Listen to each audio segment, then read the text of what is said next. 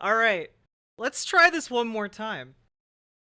Hello, everybody. My name's Riverboat Jack, and there's a guy named Vaush, and he has big boy ideas about politics, apparently. And he's talking to three other big boys, and they are the Amazing Group Atheist, hugs on Jack. Paul's Ego, and Amazing Atheist Brother, on a podcast called Deep Fat Fried.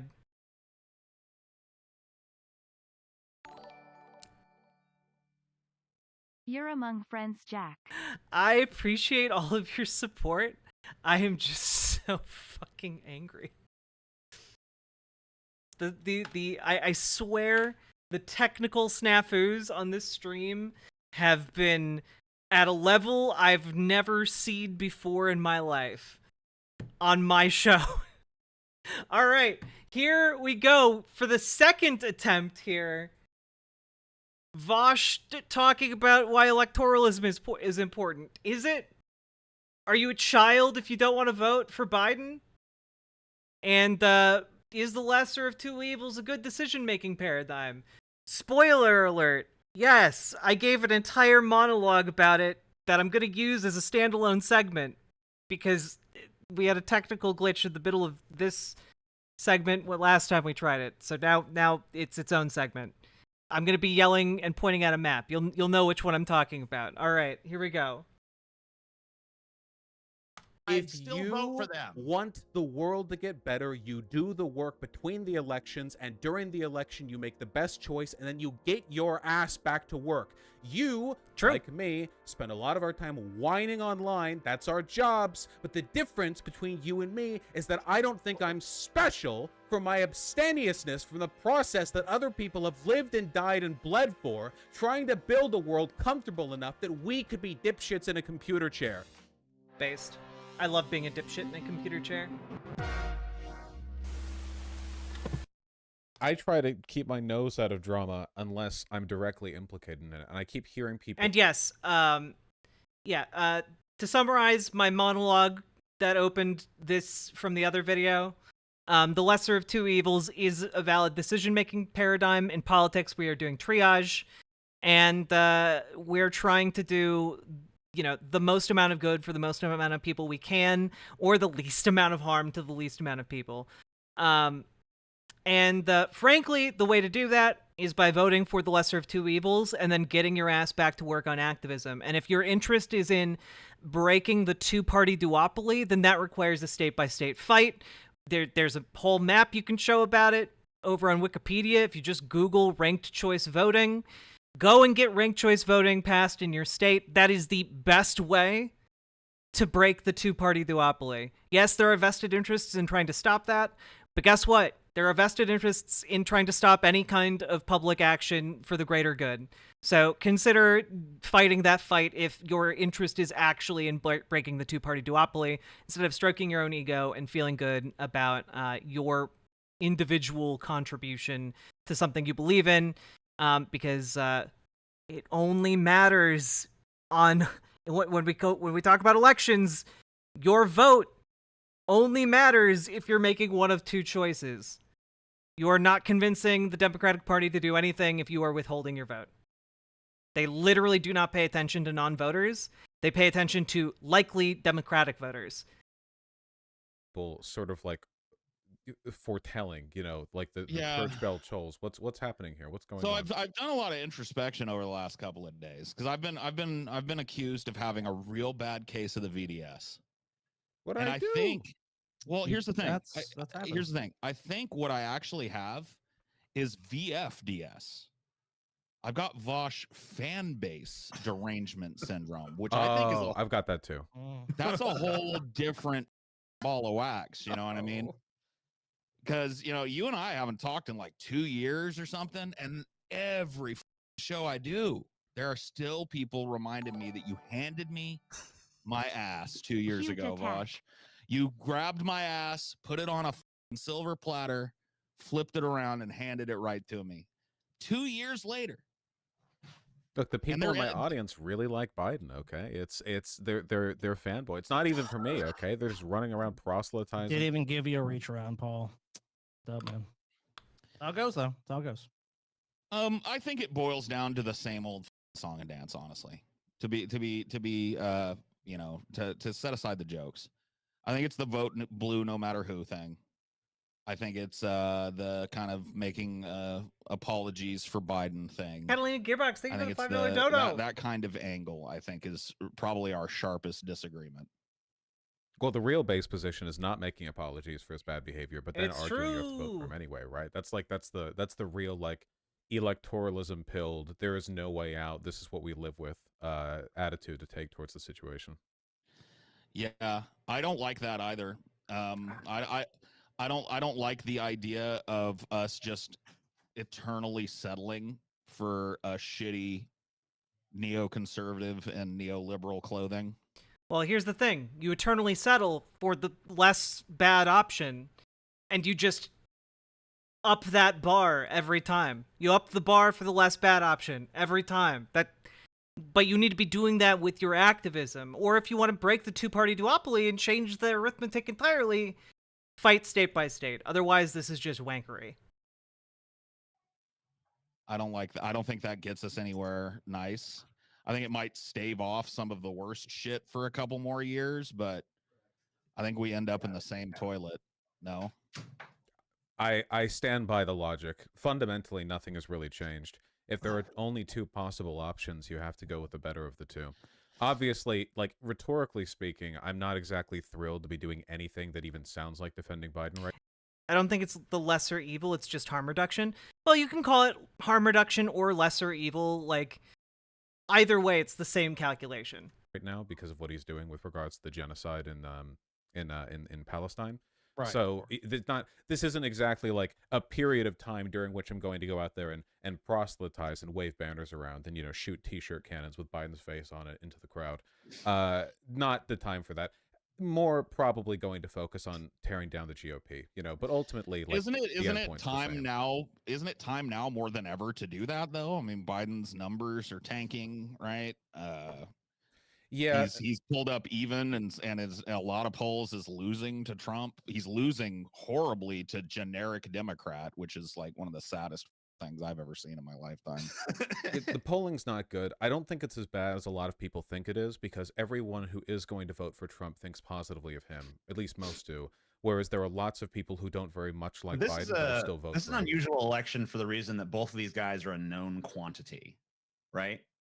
And both rather unpopular. Had a helping of both of these dudes as president. So this is an unusual election because we've not been in a situation where we have a choice between America has, but like in my lifetime, never had a situation where it's like, hey, do you want this guy who was president or this guy who was just president? It's like, which one do you want a second helping of? And the fact that so many Americans are salmon moose, just like, hey, I'll take a second helping of Trump, please. Seems pretty crazy. Yeah, I mean, there's no getting over just the sheer lack of intelligence of your average voter. I mean, that's definitely sort of an ongoing problem we have to deal with. I mean, materially speaking, like, obviously Biden's presidency has been a lot better than Trump's.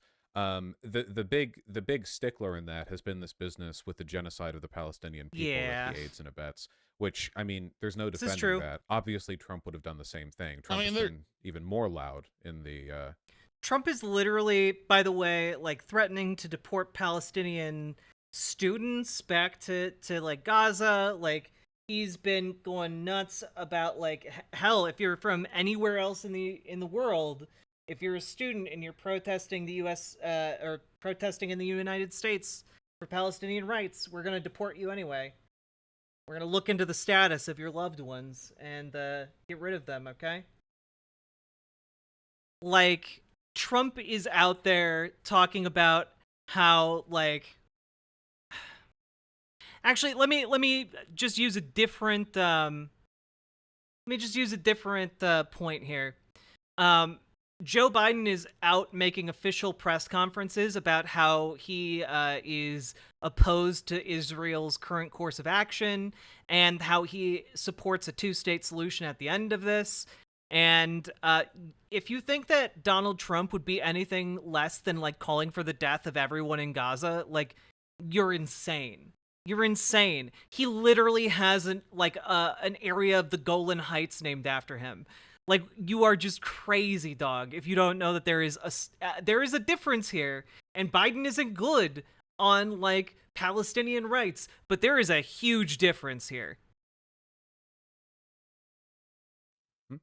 There's been more sticklers, right, than just Palestine. Well, that's definitely the main one. But apart from that, his presidency's definitely been better than I expected it to be. Certainly not perfect, but, you know, from what you get with neoliberal candidates, he's definitely exceeded in some critical areas, mostly with regards to union stuff. I mean, he was doing so well with that, and then we have this. Yeah, I mean, I did get. I love how there's someone in chat acting as if I didn't open this stream by talking about Israel's history of denying Palestinians water, and like how that is an international war crime that stretches back like to 1967 when they seized total power over Palestinian water sources. But you know, whatever. Get excited with his NLRB, you know, kind of protecting unions in a way that we haven't had since the 80s. You know, preventing companies from union busting before the union is even ratified. I think that that's a huge deal. I gave him props for that for sure. But outside of that, I find very little to crow about when it comes to the Biden presidency. You want to list off some of the wonderful things Biden has done? I mean, he's done a good number of good things, mostly because there are good things that are just sensible governance, but it's really just a matter of whether or not he's done better than Trump, which I think is pretty easy to make the case for. It's a low bar as well. I'm sorry? It's a low bar as well. Yeah, it could be all the way down in hell. The math doesn't change. But yeah, I mean, he's a competent politician, right? In the sense that he actually cares about governing in a way that Trump and the Republicans don't. So a lot of the stuff that he does that's good is going to be like very baseline stuff, like, you know, not like keeping the country funded and not gutting the administrative state, like really, really basic stuff like that. But the bar keeps going lower. I mean, with Project 2025, the Republicans just openly admitting they plan on like gutting the democracy from the administrative state once they get the chance to, in the face of stuff like that. Yeah, that's not new though. I mean, they've been talking about that since I was a boy. That's like their 900-page. Okay, yeah, but the issue that's new is that they've consolidated behind a political candidate who has the real potential of winning, and if he does win, has an active, concrete plan to gut 100,000, 200,000 jobs in the administrative state and replace all of those jobs with Trump loyalists who are actively being screened as we speak. Like, this is literally, he's putting together his entire governmental apparatus that it has only one priority: being loyal to Trump. And they've already tried to do a coup. Like, again, to pretend there isn't meaningful difference here between this particular moment in time and, like, I mean, hell, like, I don't think we've ever been this close to a fascist takeover, you know? It's never been this close. And they're literally just saying, like, oh, well, you know, there's no real difference here. There is a real intangible difference between people who have already plotted and attempted to execute a coup, who are loyal to a cult of personality around a man who has talked about destroying the US Constitution. A man who wants to use our nuclear arsenal to hit hurricanes with nuclear bombs. A man who has threatened to unleash nuclear war on multiple countries during his presidency and over the last few years. They're like the guy who's currently going on rants on his own social media website about how he is going to punish and kill and torture his political enemies. There is a meaningful distinction here. And I think not only is there a meaningful distinction for us domestically, there's a meaningful distinction for people all over the world. You think putting a fascist in charge of the world's largest military is going to make that military better? Is going to, like, make them less violent, less prone to, like, doing insane imperialistic things? I'm not fucking done with my makeup yet! That's why it looks like this! God damn it! Alright, here we go. Manifesto of like, hey, everything you know. Yeah, that's the don't show up to the administrative state tomorrow. You've been Also, this isn't even blush. This is literally contouring powder. cool. Don't show up. I'm Manifesto. gonna. Yeah, I mean they've always threatened We are beyond harm reduction, Neuron. This is harm infliction. Let's go. to do stuff like this. Bitched about the administrative state. Seems like they've been a lot more aggressive about it lately. But no sense in giving them the opportunity to prove to us whether or not they mean it this time. I did have kind of a hypothetical question I wanted to ask you. I don't know, maybe it's a little bit out there, but maybe it's not too crazy because we've seen some polls where RFK Jr. is polling at like 22% in one poll. Most polls it's like 10, 12%. I love you, chat. I'm just so close to being incandescently furious. And yes, I'm using incandescently again. It's a good word. So obviously you could be at that, you could be at 20% and still not get a single electoral college vote. Right. But I wondered if there was a point where his candidacy became like he had an actual path. Would you then have to look at this three-way race and pick the lesser of three evils, or are you still just automatically for Biden? Well, I mean, if RFK Jr. was better than Biden, he's not. I mean, he's terrible. I think it's arguable because I mean, I think RFK Jr. is a crazy lunatic, anti-vaxxer, just as pro-Israel as the rest of them. So he's got a lot of, Is he just as pro-Israel? Because I'm pretty sure he's literally on camera talking about Jewish conspiracies of world domination. Severe issues. But there's also some stuff that he's like pretty based on. So I don't know. I'd have to kind of weigh it out. Well, like what? What is he better on than Biden? Let me just pull up his page, I guess. Like he says stuff like that, but a lot of the stuff that he said, like at rallies or when talking to people publicly, has wildly differed from his. That's every his vaccine policy is gonna be about the same as Trump's or worse. You could say the same about Biden too. I mean, Biden ran on a $15 minimum wage. Biden ran on a bunch of, ending the border crisis. Those were big there's talking points of pretty his. Critical difference where like there's lots of like every politician will say they'll do things. Let's just RFK Jr. is not really important. Let's just take him out of it. Let's just say there's a third party person that rises to the level where they could win. Would it then be lesser of three evils? Yeah, if they had a shot at winning, I suppose. I mean, the problem is because we don't have ranked choice voting, so it's insanely risky, even if there was a really, really good shot of trying to push a third-party candidate, because obviously if the third-party candidate's good DB enough Wolf, my face looks like this because of magic and piss and vinegar. From the Dems. I feel like in this system it's almost impossible to get an outcome like that. But I guess hypothetically, if the math worked out, that would probably be preferable to just like touting the two-party thing. Don't you feel like there's like a certain risk in creating a standard for Democrats no higher than just like be better than the opposition? Like long term, don't you think that produces worse and worse candidates and hurts the party in the long run? Well, I think the problem is that it really hasn't produced worse and worse candidates. The other thing is, this can only be like your point of analysis if you believe the only thing that is moving the needle is voting in the presidential election. If you think that the only thing moving the needle is like how people vote in presidential elections, your political analysis is just going to be wrong.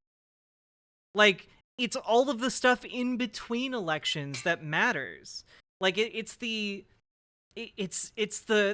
protesting. It is the calling of senators. It is the It is like the pressure applied to politicians on the local, state, and national level. It's the day-to-day lawmaking. And like, voting for the lesser of two evils helps to cultivate better lawmaking. But it's not the only thing that does. And the fact that like they're like, well, we voted for the lesser of two evils and here we are today. And it's like, well, yeah? We're actually doing okay right now? Can be like, oh, well, these bad things are happening. Okay, but would those be happening if Biden was not president? Like, if Trump was president, would they be going better? Like, this is the thing, right? Like, if your analysis of being involved in politics is just knowing about things, you aren't exerting political influence outside of when you vote. But if you're politically engaged and politically informed, and then able to do things like organize in your community, or like lobby for bills to get passed, you know, be like a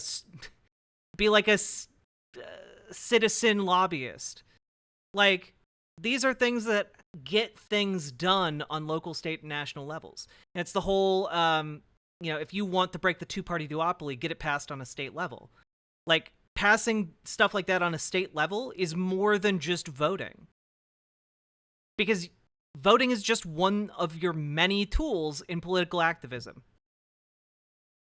We've been a two-party system for centuries, effectively, with very minor exceptions. And the trends that have dictated like better or worse governorship don't seem to be like, it doesn't seem to be just like a downward plummet. I don't actually think that like I don't think the politicians are that motivated by the prospect of winning. Like, non-participation doesn't seem to motivate Democrats in the ways that we want it to. If left-leaning people indicate that we're not reliable voters, they'll just move to the right to pick up more moderate voters, which is historically what they've done. When they feel like they don't have any chance of capturing the more active populist left-wing crowd, they're like, oh, okay, well, we'll never please those guys. When, to be fair, we are pretty unpleasable. So we're going to try and like pull over the centrist voters, the moderate voters. So you get like Clinton, for example, right? Where after Reagan and Bush Sr., they're like, okay, well, you know, the anti-war advocacy movement has basically died down. The boomers are all in like middle management corporate jobs. There isn't an active, engaged left to appeal to. The Cold War is like ending, so there's not even that. So like, who do we appeal to win? And Clinton was like, oh, well, we'll just do Reagan's economic policies, but you know, we'll smile about it and we'll be like slightly less homophobic and racist. And see, this is the thing, right? Vaush is 100% correct. How people in Washington make decisions about policy and like the shift to neoliberalism was quite literally a calculation designed to get more votes by the Democrats in power at the time. It was them moving to the right to court more likely voters, because they didn't see voters that were farther left as very likely to respond to them moving left. So they sought the votes by fighting for likely voters in the middle. This is like one of the things that people who talk about like not voting or voting third party can't seem to understand. And it's that the internal calculus of the Democratic Party, you know, whether you agree with it or not, is that people who withhold their votes or people who are, you know, claiming to vote third party are essentially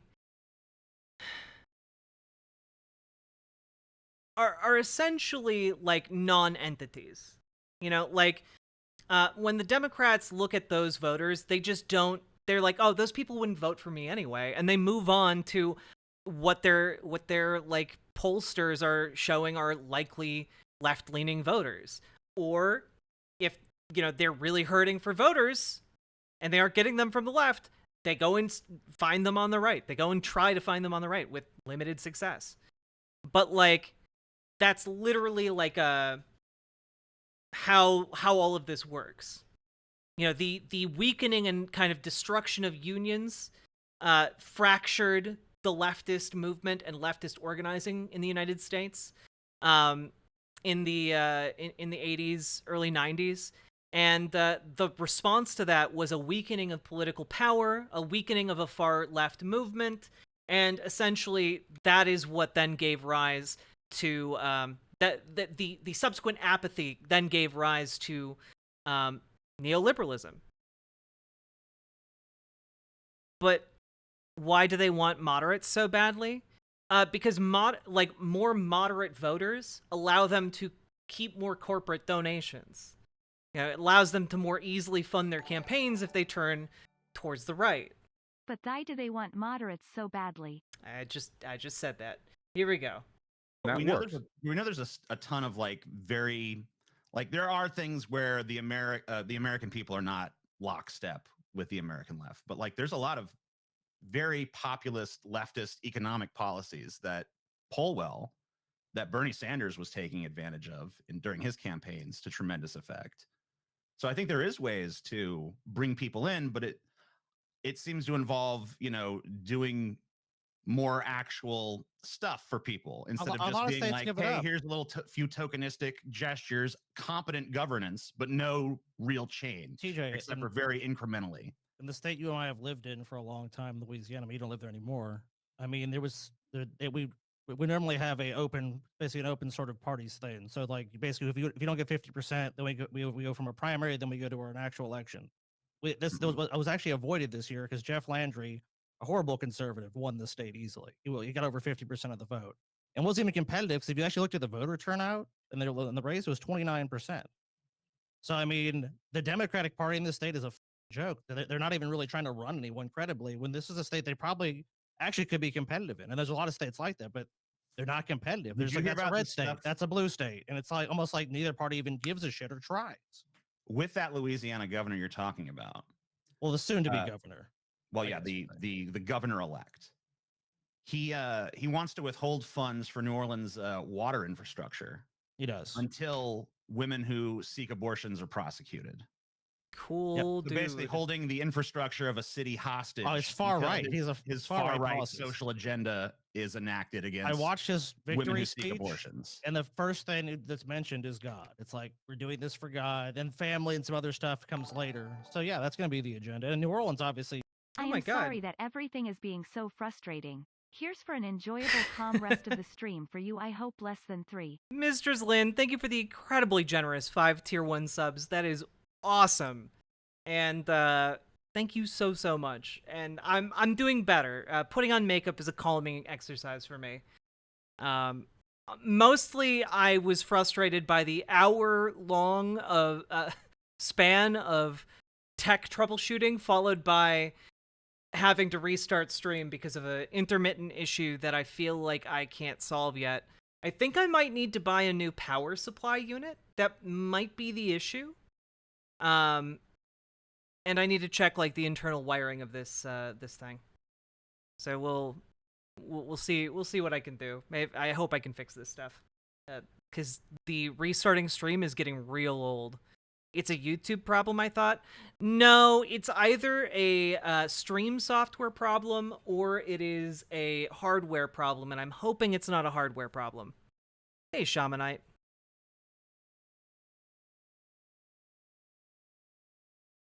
Replacing PSUs is a pain in the ass. True.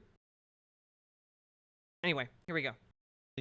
Is a horribly placed city. If you don't know, it's between Lake Pontchartrain and the Mississippi River, and it's basically a giant bowl.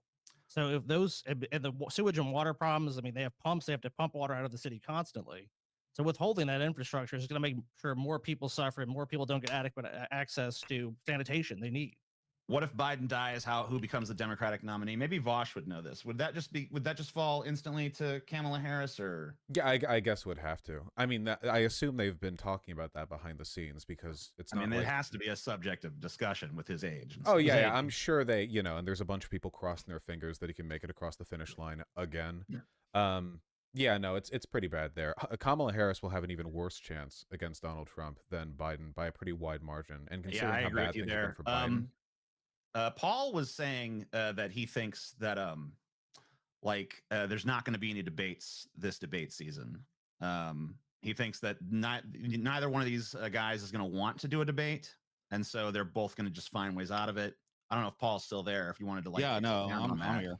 for I mean, Vaush. I don't know for absolutely certain that that's what's going to go down, but I have a feeling that specifically Trump's kind of move, dodging debates and stuff, has set a precedent where it's like, I know for a fact that Joe Biden's handlers are shitting their britches about the idea of Joe Biden having to speak extemporaneously for a hour and a half. Like that's got to make people break out into cold sweats in the Biden camp. Same goes for Trump. I mean, both of these guys are demented as off the rails as and I don't know that it's going to do them any favors to engage in the kind of American tradition of debate. And so I wouldn't be shocked if there just aren't debates this year, you know? I think there's a decent chance that, yeah. A lot of the, I think right now, I think the person who's shitting their pants more is probably Trump, in Hey, large part Somniostatic. because he's declined very rapidly in the past year or so. I think a lot of it is just the court cases. Like, he has to keep jumping around between different courthouses in different states. Like, he's lost his business license. He's losing money. He's hemorrhaging money. The GOP was giving him money to pay for legal fees, but they've stopped doing that since. Like, the actual coffers of the GOP were open to him for a time, but now that's closed. He has people flipping on him. Like, Rudy Giuliani couldn't even afford a bus ticket home, and he's like potentially someone who could flip on Trump. Like, he's under an amount of stress that I legitimately think would probably break most people. And the fact that he at his age is even still doing any of this is, if nothing else, indicative of like demonic constitution. But I think it is starting to take its toll. This debate made me so mad. Yeah, it's I'm already mad, so I'm excited. I need to wash my hands really bad. My eyeliner broke in my eye. Super fun. Be right back. Sorry.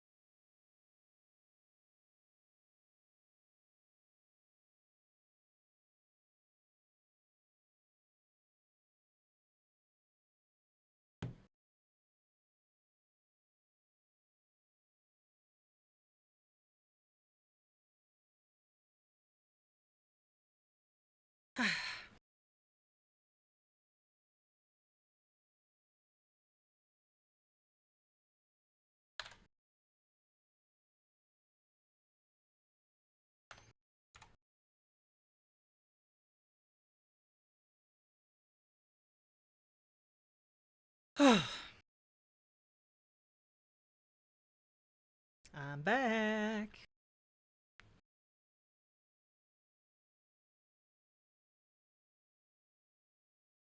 How y'all doing? Did you miss me?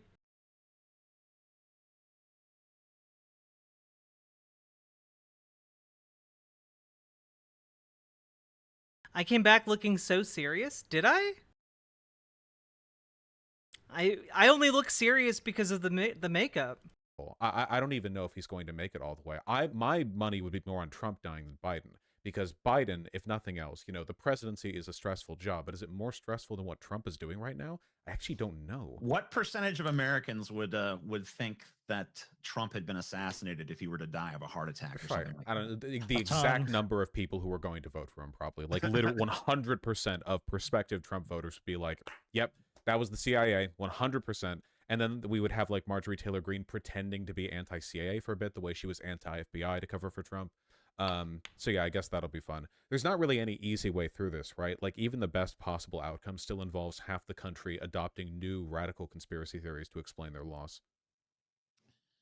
Yeah, but I am one of the few reasons that I would say that one of the few things I would think of is like, hey, this is an interesting reason to vote for Biden, which I have not even come close to deciding I want to do. But I was thinking about the fact that maybe if the Democrats win enough elections, the far right wingers would be like, it's so rigged, there's no point. Is this Paul? Yeah, it's Paul Zigo, the amazing atheist, and then Scotty, the amazing atheist's younger brother, I guess. Won't even doing it. Just totally disenfranchise the right wing. Just like, oh shit. I think we've actually kind of been seeing against us. that. No point in doing it, boys. Let's just stay home and then drink beer. I think we've been seeing that a little bit because we've had the elections in 2022 and the ones we just had a week ago. In both Democrats cases, do seem to be beating polling. Consistently. So Republicans are answering their phones and saying, yeah, we want this, we want Republicans, yeah, blah, blah. But then when it comes to actually going out there, the whole 2020 election fiasco was basically the entire GOP screaming, our elections are rigged, nothing you do matters. And I think as a consequence of that, there are a lot of like boomer, like geriatric Republicans sitting at their couch thinking like, well, what does it matter anyway? This country's going to hell in a handbasket. I hope the rapture comes soon. And they're actually themselves over a little bit, which is really funny. And one of the reasons why I'm so consistent with the Biden thing, because it really shows what faltering in electoral consistency can do for an entire party when people feel hopeless. Yeah, I mean, there's certainly a huge swath of America that is, and I kind of have always felt like those people, the people in the middle that don't vote, get maligned as lazy or non-participatory. I think there's just a lot of people that don't see a point anymore. Sure. And I'm sorry to say that from an economic standpoint, especially, which is really what people vote on, social issues are great and they can motivate voters.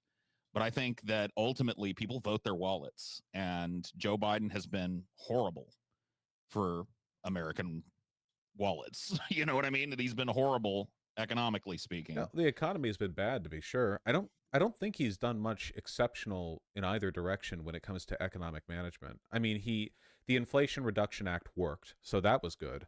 And he significantly reduced child poverty for that time with the infrastructure bill. There have been like big steps he's taken forward. It seems like a big part of the problem is that there's not really that much infrastructure for a president to do much positive with the economy without some kind of like transformative action that I don't expect from Biden because he's just a liberal, right? But like conceptually, I think you would have to reach really far out there with like some kind of insane like price control deal or like direct negotiation with corporations or like something like that. Did you see that they trotted Obama out there now to pimp the UBI to people?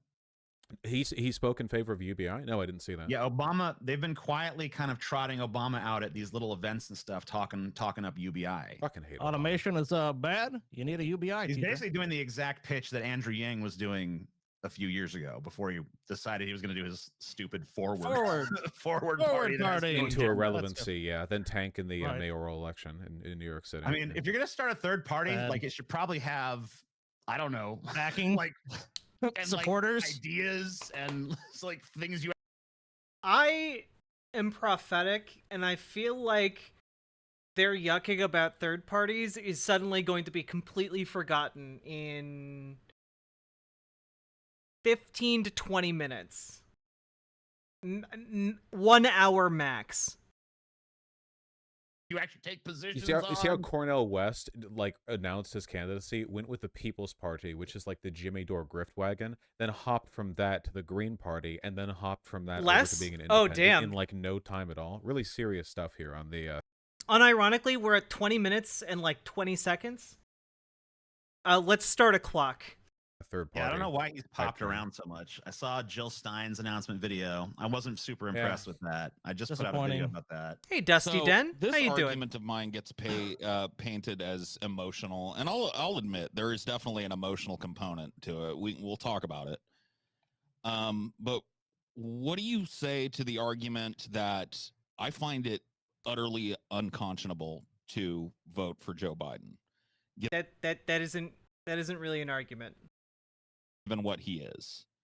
A total vampire, liberal? crony capitalist, destroyer of the environment, exploiter of the third world, fascist when it comes to his border policy, completely and utterly feckless when it comes to his foreign policy. Just absolutely and utterly unconscionable. Racist, author of the crime bill that put a generation of black men behind bars. I mean, the list goes on, right? I could continue.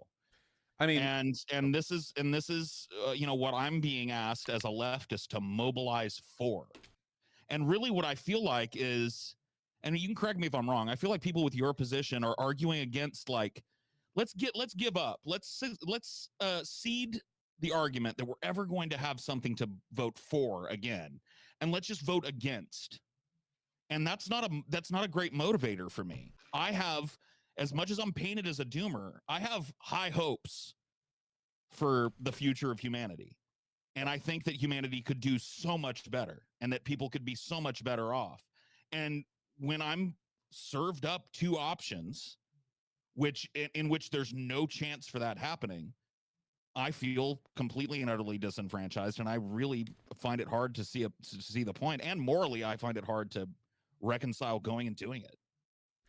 I mean, I think that, like, at the end of the day, wanting good things is fine and all, but aspirations have to be tempered by an understanding of how to get there. It's like being a doctor at a triage and only having a limited supplies, and you can only heal 10 people for every 100. And It's the thing I said. It's triage doctoring. Hell yeah. And throwing your hands up because, you know, you're engaging in a system where you don't get enough medicine to heal all 100 people. I feel like impulses like this, though well motivated, are ultimately designed to shut us out of power. If not by you, then, like, broadly in the ways they're enforced and sort of suggested and incentivized. Because by the standards you've set, we would never vote for any president. Ooh, really, maybe, like, I don't know, maybe Spicy. Carter first. Like, there are some presidents maybe who wouldn't fit the specific set of parameters that you've said are unacceptable to you, and that's fine. But they're all bad. Power is bad, and as long as we shut ourselves out to the means to influence it, you know, we hamper our ability to make real change down the line. It seems like nothing is changing, but that's not true. Like, it feels that way sometimes because we pay attention to politics, so we're on the treadmill. But, like, little decisions day by day do genuinely add up. Like with Donald Trump, you know, we see how quickly things can backslide. One Republican presidency gave them 3 Supreme Court judges. I just want a selfie so I can tweet out the stream. For an God entire damn it. generation, you know, trans people being banned from the military, DACA recipients being threatened to kick out of the country, Muslim ban. There's so many things that it's like, and those differences are meaningful. I feel like the big problem with liberals isn't that they aren't better than the Republicans, it's that they're not good enough at proving to others how much better their ideas are. Because if you just laid out, like, difference by difference, every plan or every idea they have on every single issue, right? Republicans want do they to do just the flat out 99% not have Hitler trans or gay thing? people in the country. Is that Democrats real? vary from being accepting to openly, like, promoting their existence. When it comes What to do you think? I'm sorry. Hello, everybody. How you doing? How are y'all doing, chat? Ravana, thank you so much for the raid. Happy belated birthday. We all love Ravana here, don't we, folks? My name's Riverboat Jack. I talk about the news and politics, and today we're talking about why electoralism is good and why we probably need to vote Biden in 2024. Anyway, hi! How y'all doing? We've had so many technical issues today. And honestly, you guys are coming in early on. We're going over a Vaush debate regarding electoralism with, I guess, the amazing Atheist. I think LM Oh, Leftist Mafia raided Ravana after they finished? Hell yeah. Prefer the term maintenance vote? Yeah, exactly. Like, your goal is to pick the less harmful candidate. To pick the one that is going to maintain things while you push to raise the bar for the next election. That's, your activism should not end at the ballot box. But they want change now. Hamathersig? Thank you for subscribing. Thank you for being subscribed for 8 months. Hell yeah. Electoralism is necessary but not sufficient. True! Again, you need to be doing the things. Contact your senator. Contact your representatives. If your priority is breaking the two-party duopoly, more power to you. But once again, I need to reiterate that energy should not be pointed towards presidential elections to justify third-party votes. It should be facing states, individual states, probably your state. Change how your state votes for elections. Your state has the power to do that and decide that, and you need to make your state have their elections with ranked choice voting. That is how you break the two-party duopoly. And that takes a lot more work. And so every federal election cycle in the United States, we have people going, I'm not going to vote. That's how I'll change the system. Rebellious apathy, And that has literally never worked.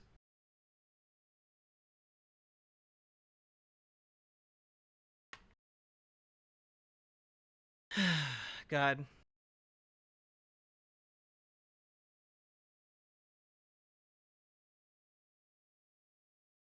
We did ranked choice for the city elections where I live? Hell yeah! Get it passed in your city and use your city's example to justify changing it on the state level. Let's go!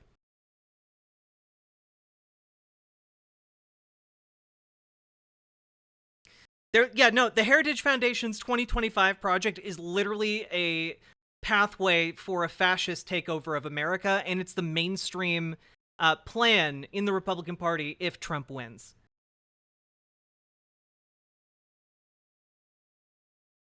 Anyway, we're only in the very beginning of this debate. Let's keep going. No, I could have rambled forever. Please interrupt me. With trans people, do you not think, and I genuinely think this, with all of the bullshit that trans people and LGBTQ people in general get, and racial minorities and cultural... Wait, do you think state elections are shockingly absent from this conversation so far? Like, a third-party president is possible until 1, ranked choice on the federal level, 2, gerrymandering prevents third parties. So, one thing that I need to point out immediately about your series of questions is that we can't get ranked choice voting on the federal level because states decide how their elections are run. So individual states, on a state-by-state basis, we need to win the fight for ranked choice voting. That's kind of the issue right there. So I do think that anyone talking about voting third party is deeply unserious if they aren't involved in a push for ranked choice voting in their state or other people's states. Gerrymandering prevents third parties from even being able to claw their way up to second place. True. I personally think that the president is way more about appointments, and the state votes and ballot measures are the future of progressive politics. Yes, exactly. The president has great authority over who runs the bureaucratic machinery of the country, and that matters in the day-to-day running of things so much.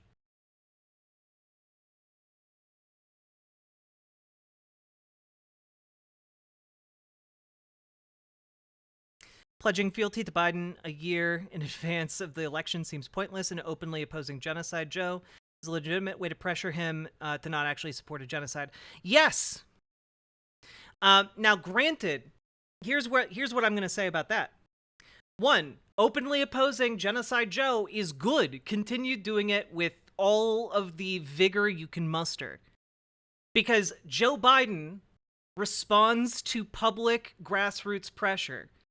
Democrats in general tend to respond to public grassroots pressure. Donald Trump does not. Donald Trump would just have protesters killed or blackbagged by police or ICE. Okay? Now, the thing here seems like the idea that like saying, "Oh, I'm going to vote for Biden a year in advance" is like Joe Biden is going, "Yes, we got one." Like, no. No. And again, Democratic strategists aren't looking at, and I can say this from like having worked in political organizing, when they organize their like army of volunteers and all of that donor money and stuff, they're targeting likely voters. If you're saying, I'm not going to vote for Joe Biden, I'm going to vote for a third party, or I'm just not going to vote at all, like, they don't count on you to show up. They just ignore you from their calculations and move along to someone who just doesn't know what day the election is. That's kind of the calculation that is made. So it doesn't pressure Biden at all. What does pressure Biden are people going to his press conferences and shouting for a ceasefire. What does pressure Biden is protesting outside the DNC. What does pressure Biden is protesting outside the White House. Again, these things are moving Biden, and they are effective because Joe Biden is, at the very least, nominally left-wing. So we just need to be clear about that, right? Now, someone asks, why do we not have digital voting? Could help with so much corruption, make it easier for disabled. Frankly, it's because there is so much... there's a lot of, election security fears from conservatives. That's why we don't have digital voting. If I'm going to keep it 100 with you. It is a slight capitulation to right-wing interests.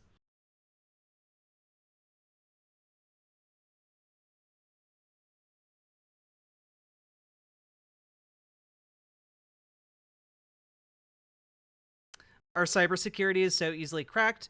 I mean, that could be another reason, right? But I think that there are ways to make, like, digital voting systems that are not connected to, like, networks. I think you could, like, effectively have, like, disconnected machinery that's able to tabulate votes and also have, like, modern interfaces in a way that would, like, help with voting.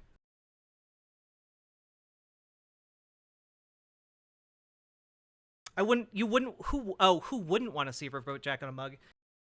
I mean, I do have a mug. I do have mug merchandise.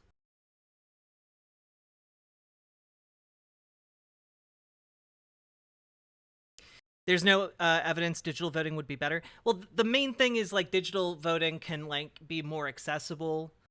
But, like, I think that we have accommodations. It just, those accommodations need to be better. That already exists, Jack? Well, okay, then I don't know what people are complaining about.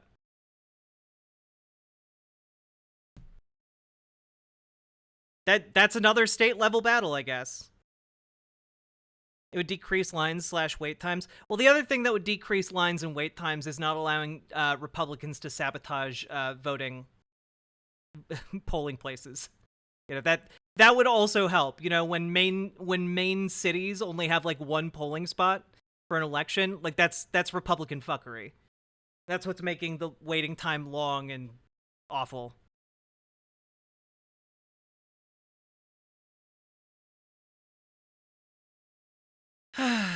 Mike Lindell will fix it, don't worry. God damn it. I should warn Raiders, I am extraordinarily miffed today already. Minorities, lump them all.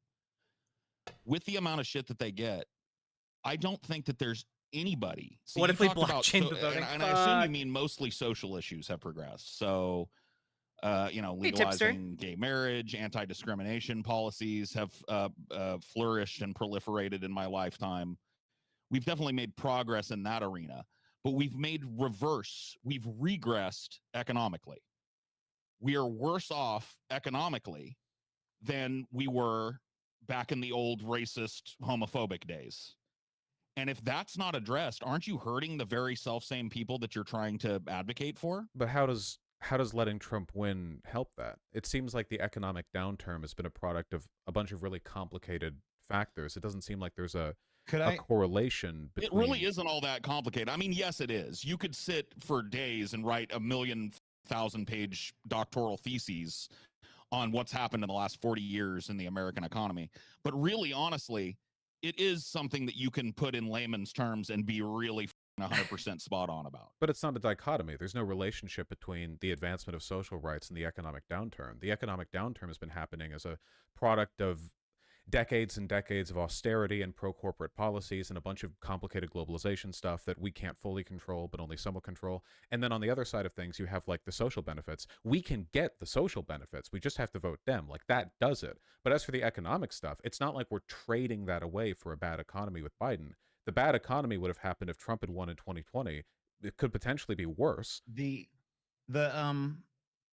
malaise and the sort of malevolence that exists in the Republican Party today is not just Trump, right? I mean, it's the entire party. That's been demonstrated by the Project 2025 thing, the fact that so many Republicans were willing to back Trump's little attempted coup, all that stuff. So eventually these people are going to get in power, right? Well, like the Republican Party, maybe it won't be this time, maybe it won't be next time. I mean, historically speaking, Vaush, you have to institute.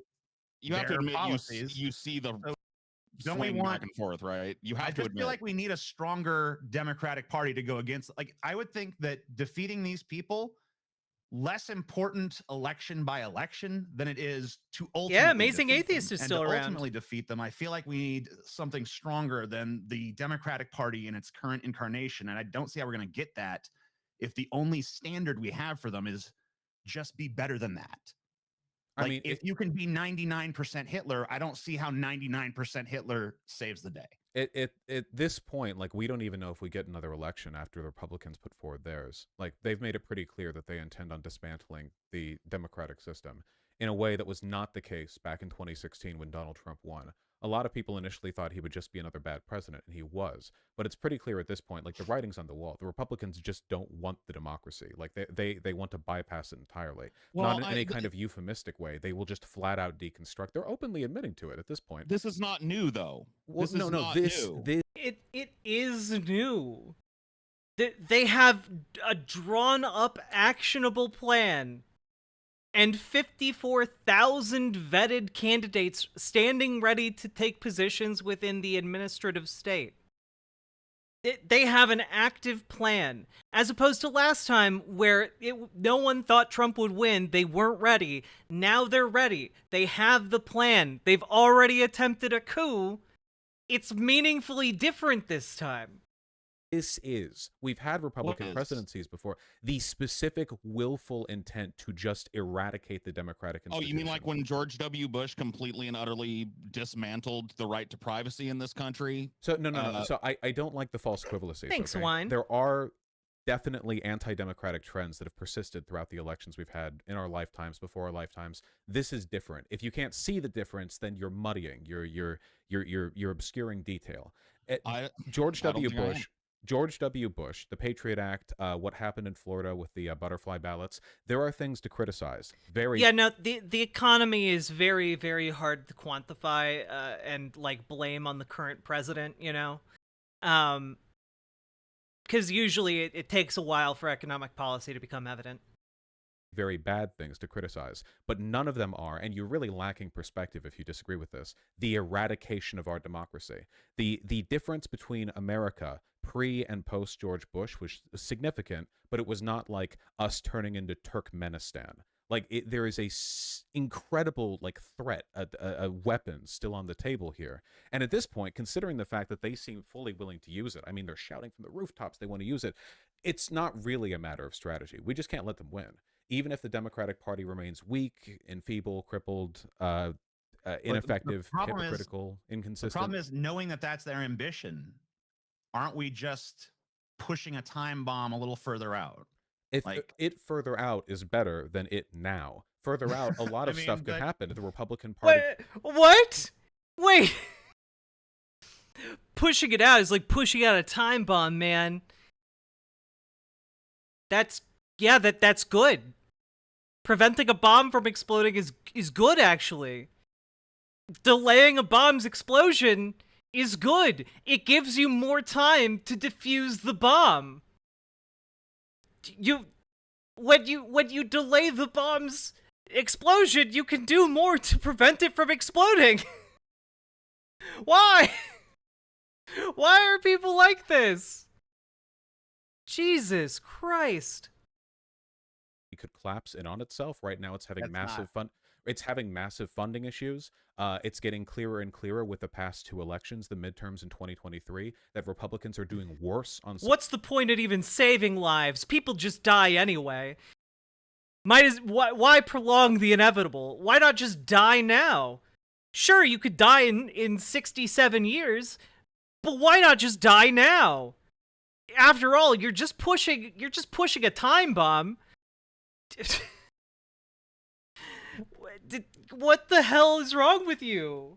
It's a very simple calculation. Social issues than they used to. Over time, the Republican Party might collapse. Probably just strengthening their resolve to get rid of democracy, though, well, right? Well, if they can have as much resolve as they want. If they lose their elections, they can keep their resolve and take it back to the losers' field. But they're not going to lose forever is the problem. I mean, we've seen that Americans... you can't... Whatever goes on, Americans seem to go back and forth. I mean, right now, even after seeing that Trump does have these ambitions, a considerable amount of Americans are still considering voting for him. You can't keep appealing to inevitability while also saying you hope for a better future. You can't. Those two things. Well, that's the thing is can't exist simultaneously. I'm appealing to what I'm saying is, I think that if we're going to ensure that better future, we have to be more aggressive against them.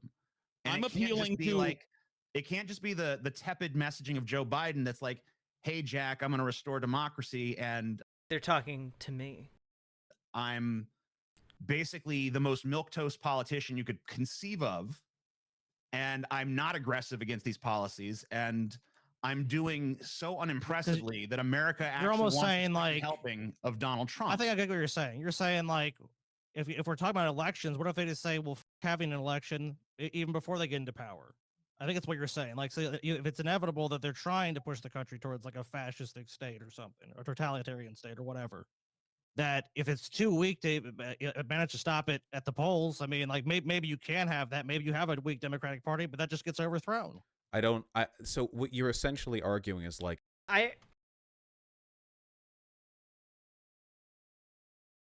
yes, preventing fascist takeover is good, actually, even if it is done by a weak party, and even if it means like the state falls to fascism farther down the line, that can potentially save hundreds, thousands, millions of lives. That is life or death to so many people, and they're just like, nah, bring in the fascism, it'll be fine. Like, let the fascists we'll win just wait them they're out. going to win anyway, and I just don't think that's true. No, please.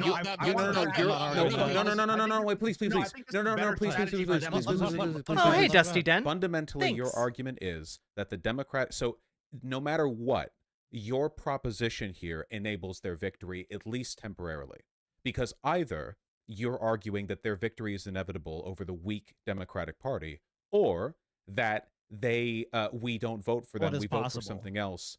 Under what circumstance exactly do the Republicans not win ever under your scenario? This one's theirs. Pack it in, boys. There's no scenario in either. I've been checkmated by their facts and logic. World where they don't win ever. I mean, yeah, statistically, no, but you talked earlier about appealing to inevitability. There's a couple of points that you made that I want to talk about, but I appeal to inevitability if we continue doing the zero-sum dance of lesser of two evilism at the polls. But it's not zero sum. we Things have just- gotten better. And things have gotten worse. You keep referring to like the state of the Yes. economy. The state of the Yes. economy is not a product of deliberate policy decisions that you can trace to this administration. We're not sacrificing I some can't? good. Please let me know. What has Joe Biden done that has led to the current state of affairs economically? I mean, the infrastructure package was a giant giveaway to corporations. It was Yes. a compromise on the compromise. It was basically Yeah, it was a giant giveaway to corporations to build our infrastructure. Like who? He had to make a deal with Joe Manchin. Joe Manchin's infrastructure Yeah, because package. he couldn't get anything better put through. Are you suggesting He can't. Republicans He would have done can't. He better? can't. See, this is what I reject. I reject this politics of defeatism. No, stop. No. This it's nonsensical. You He can't could. just you can't just Well, argue there's a that because contradiction at the you heart of this can't because we're you expected to can't believe just that Joe Biden argue. is powerless in the presidency, You- but Donald Trump will have infinite power in the You presidency. can't just argue that because you don't like a thing that happened that it could have been better. We all saw how long and Like this is the thing.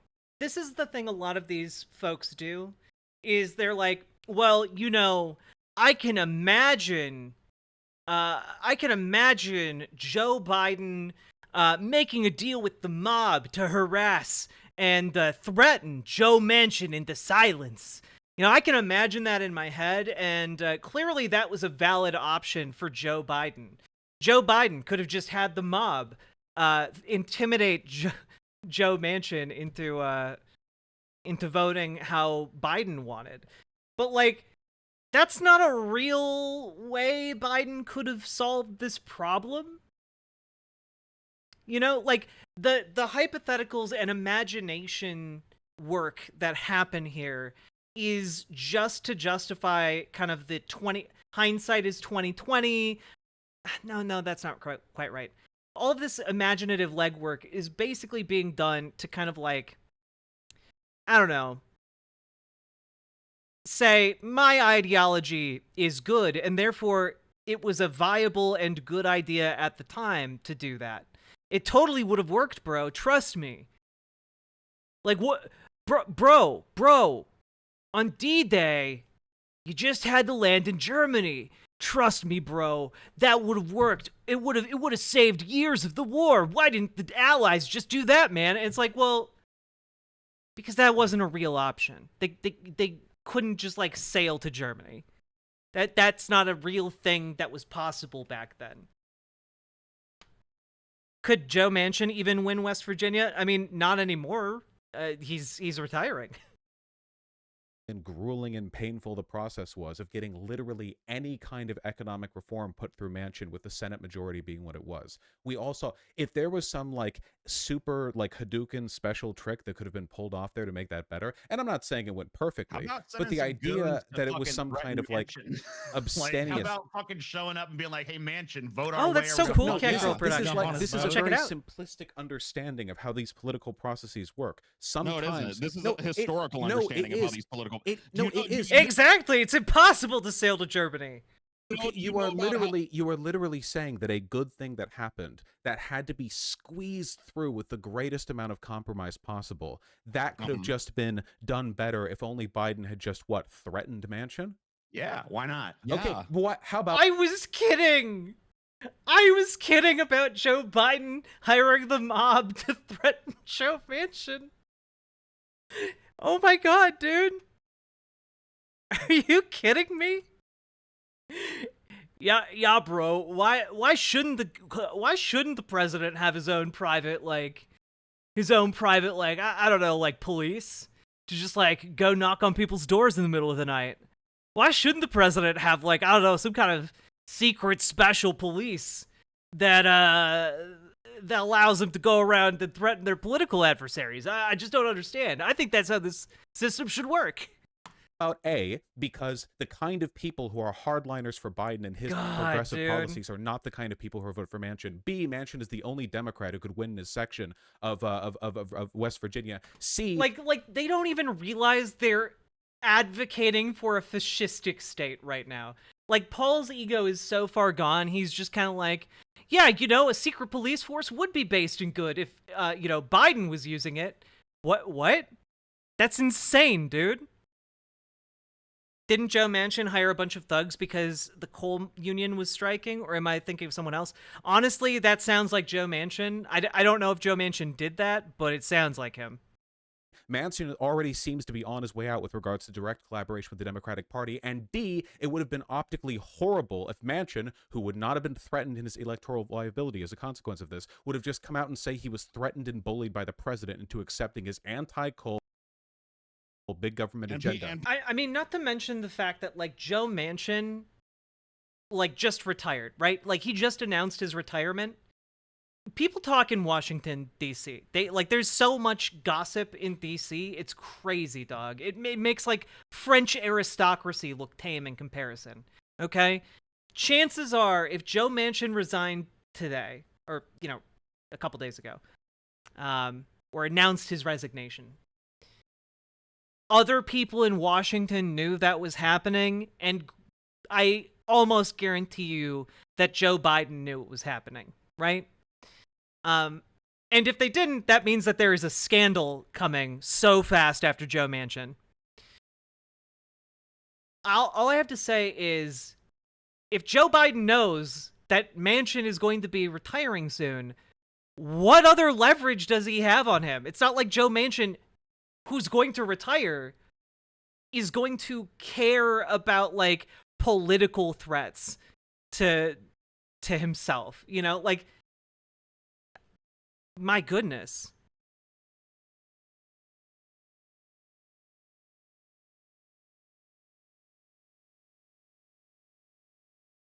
People would have called him a pussy. No, I just want to know how people can justify genocide in terms of voting for Biden. I mean, the answer to that is, like, you are on a conveyor belt, right? You are strapped onto a conveyor belt. You are Homer Simpson from The Simpsons, right? And there are 2 donuts coming at you. You're strapped to the chair in hell. You know, it's the Simpsons episode where Homer Simpson is strapped to a chair in hell and fed donuts. Okay? There are 2 donuts coming down on the conveyor belt. You have your option of which one you're going to lean your head in to try and eat. One is made out of shit. The other is a very stale donut that is very expired. Which one do you eat? You are strapped in hell. You have to eat one or the other.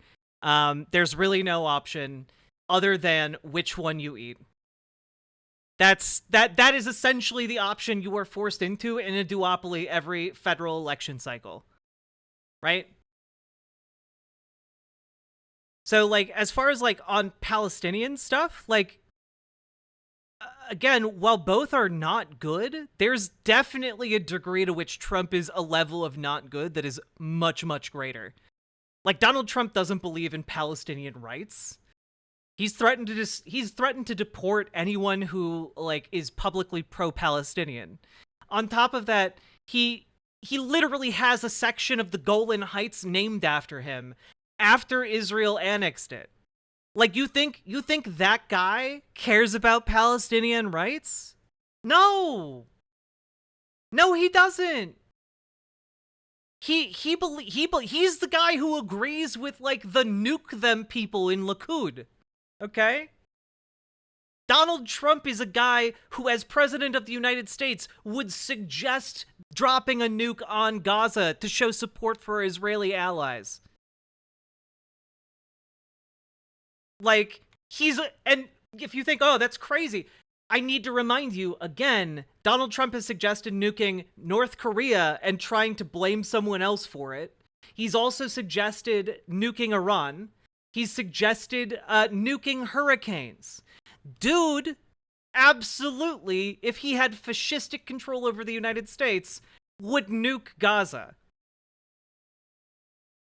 Like, there is, and on the other hand, you have Joe Biden, who, while he still hasn't called for a ceasefire and has Palestinian blood on his hands, at least is saying, hey, at the end of this, we need a 2-state solution, which, you know, kind of conveys the fact that he thinks that Palestinians will continue to exist in and around Israel after this this fight against Hamas is declared over, which is at the very least, you know, the United States publicly declaring that Palestinians will not be genocided to like 100% in the area. Like, yeah, not to mention the travel ban from all Muslim countries. I mean, like, guys, one of these is a donut shaped shit, and the other one is a stale donut that sucks. They're both coming at you. You have to eat one. Not eating one isn't an option. Oh, God.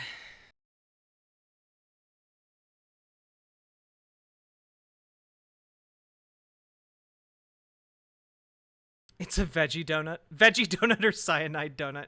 Oh, God. Okay, anyway. I've ranted enough. Maybe on Twitter, in real life, that's not how Yeah. these things happen. Why would Manchin ever cede to these? What can Biden actually offer Manchin? Okay, so let me give you an example. Non-broken kneecap. And by But the like way, I mean, here's the thing. Anodyne quinine, like, I agree with you, but like, no one else is entering the race who is able to challenge Biden. Like, none of the candidates who are running in the Democratic Party right now have a hope of unseating Joe Biden. Like, most of them don't even have a hope of, like, landing themselves on the ballot in the vast majority of states. You know, like, this is... like, the deadlines for registering to be a candidate in states have already, like, come and gone. There are so many states where you just can't do, like, even if someone announced today, they would already be disqualified in a number of states. Would you take Hillary right now? Hillary or Biden? Honestly, I would take Biden over Hillary. I mean, is he, yeah.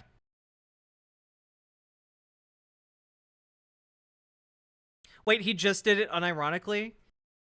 Wait, did I miss Real that? Manchin. That's not how these things happen. Why would Manchin ever cede to these? What can Biden actually offer Manchin? okay, so let me give you an example. Non-broken kneecap. And by But the like way, a real answer, though. Let me give you yeah, okay. That is my real answer. That's not a real answer. My answer no, is it's not this. You can't disengage from how politics functions, then get indignant. I just, dude, really? Really? When the outcomes that you arrive at aren't what you wanted. Complicated politics remain complicated even if you approach them with a hammer. We're dealing with a difficult situation nationwide. This is like a very complicated time to be involved in politics. We can't do this like, well, I want things to be better, so like, you know, whatever, they're going to win anyway. The Democrats are weak, so the Republicans are going to win anyway. Like, we have to be very thoughtful and considerate. In politics. I'm sorry? Name for me a simple time in American politics. Compared to what we're dealing with right now, where there's like massive breaking news almost every other day with stuff like felony charges. I mean, yeah, there are currently felony charges against the President of the United States for stealing nuclear state secrets. Like, my goodness.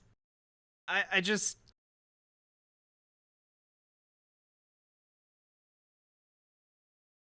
Some people see voting as a way of displaying their moral values. This is the mistake. Voting should be thought of pragmatically. Exactly.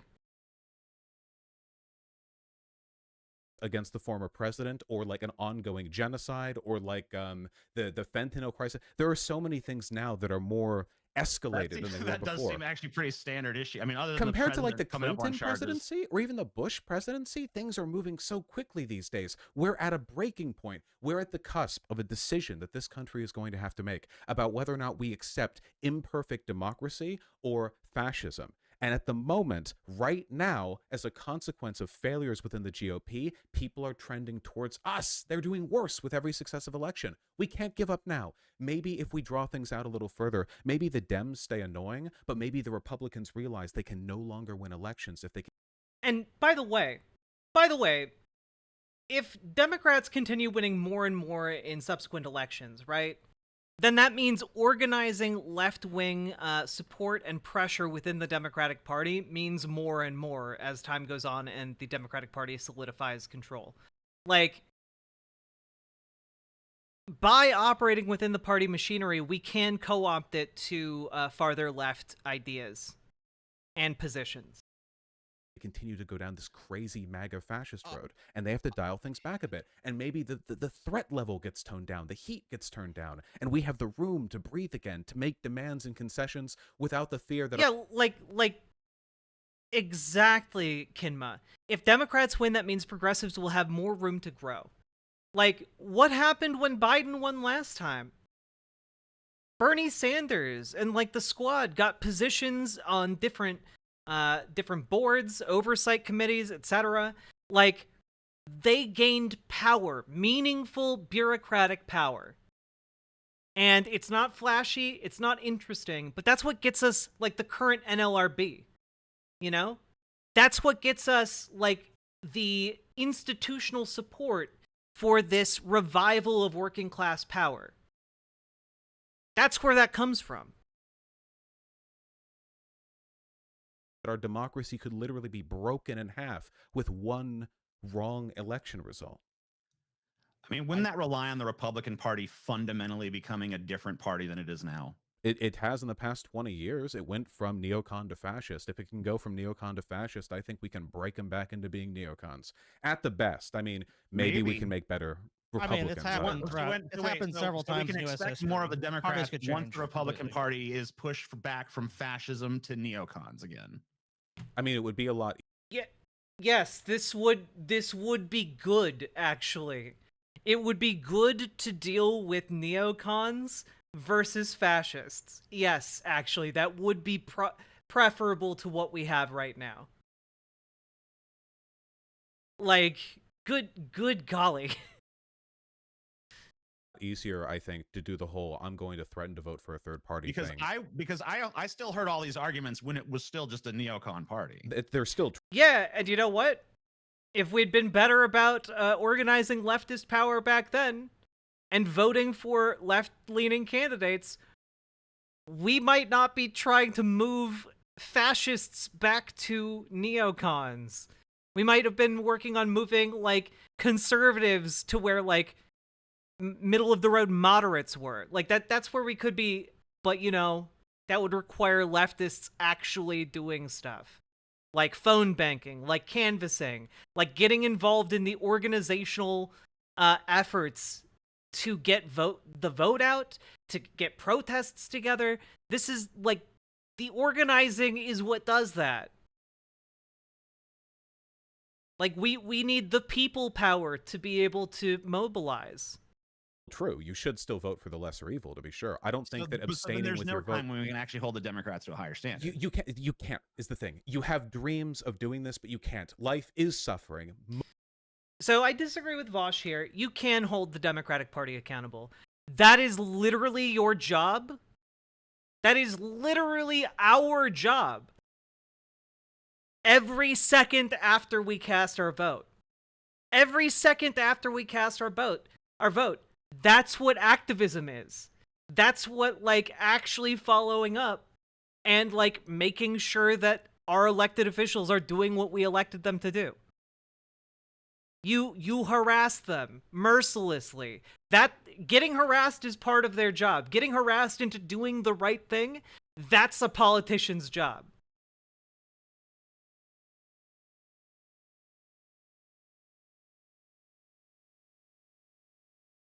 Mostly this. There has never been a point in human history where it hasn't been suffering. And they call Paul the doomer, Jesus. I know. No, that's Totally no. defeatist. You have to find joy in it. There will always be the terrible joy in choice the you have whip. to make. Yes, life is the Yeah, whip. love At it. no point in human history. Well, I don't ever want to hear that I'm a doomer For- again. no, I don't ever want to hear. this isn't being a doomer. This is being realistic. There has been no point Oh. in human history where Said people have every had doomer the ever. luxury of just choosing the political option that made them happy. For most of human history, like 95% of it, and for a majority of people alive today, they don't get a choice. And for Yeah, the I very think small portion of people historically that have gotten a choice, it's usually a choice between two lesser evils. And by usually, I mean always. We will never have the luxury to not vote for the lesser evil, because electoralism is ultimately about that final say, that final choice. how about a far lesser evil? If you Can we vote sure, for that? then do the groundwork, the media. Yeah, if you want a lesser evil, you have to put in effort. Like, if you, otherwise you're just basically sitting back and being like, darn. You know, this system, I'm just not going to participate in it. Like, no. If you want a better option, you have to help make that option a reality. If you want like a more progressive candidate to run, you have to do the groundwork. You have to knock on doors. You have to call people. You have to volunteer your time. Like, better candidates don't just materialize out of nowhere. They're like they're the product of like groups of people working tirelessly together.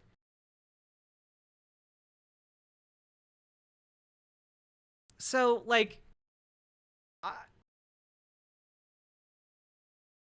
I too wish I could just fart a better candidate into existence, but those aren't the cards we're dealt.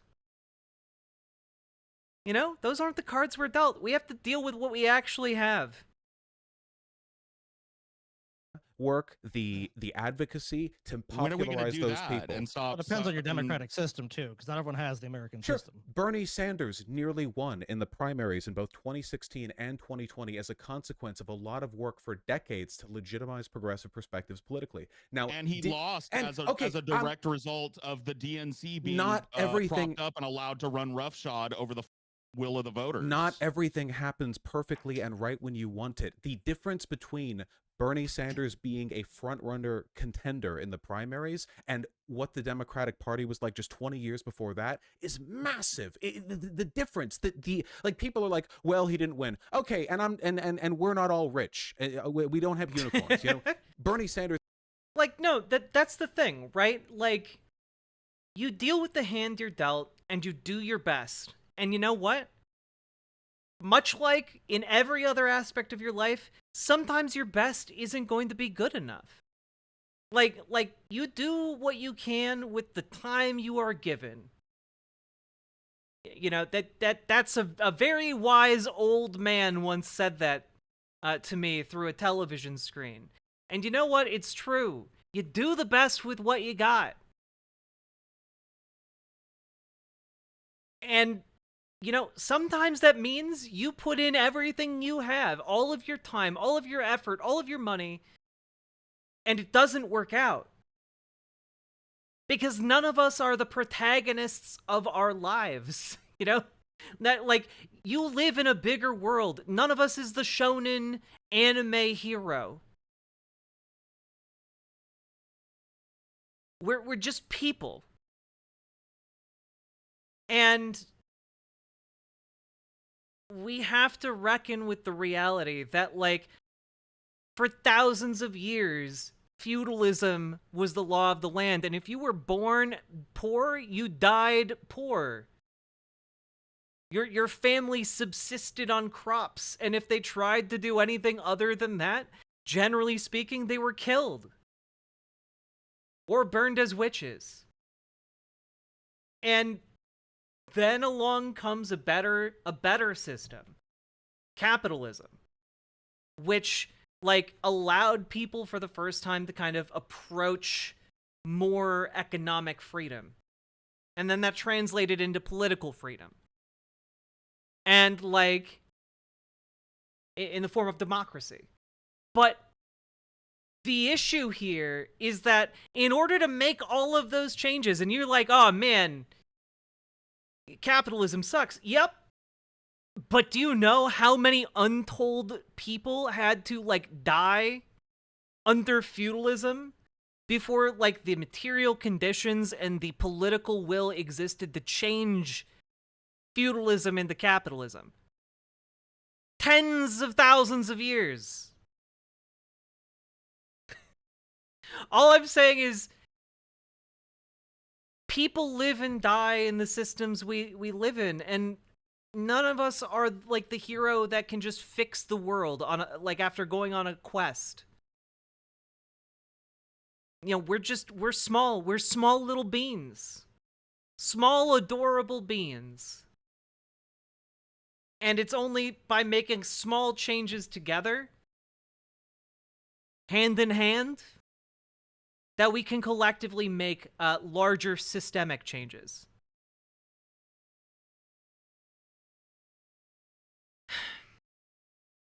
Speak for yourself, Jack. I'm built different. Okay. Code mode, your mission, get ranked choice voting in America. That is your quest. Now go slay some goblins.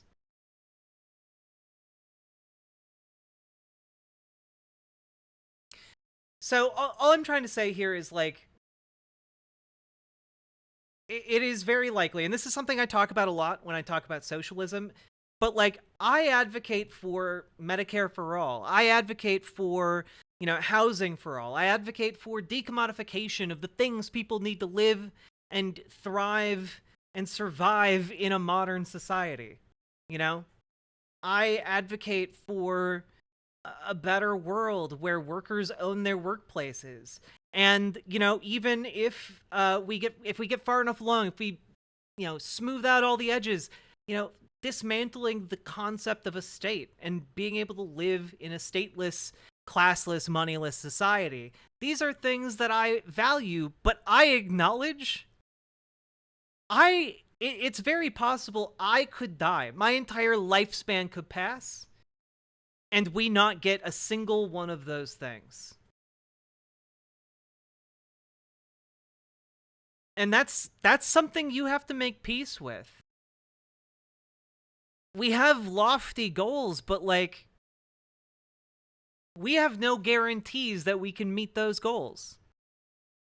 You know, to a certain extent, to be, you know, hopeful for the future,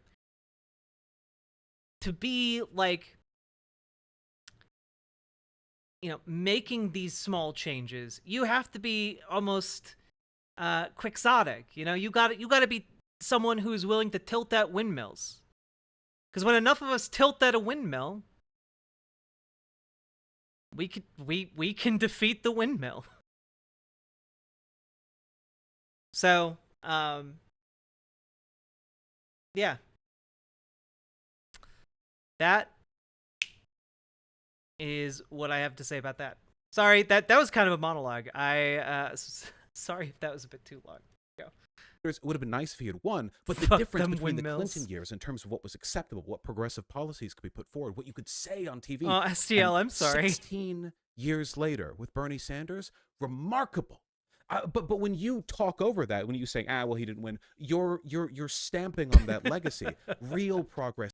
Oh man, do I need to make a fuck those windmills shirt? Is that what you guys are taking out of this?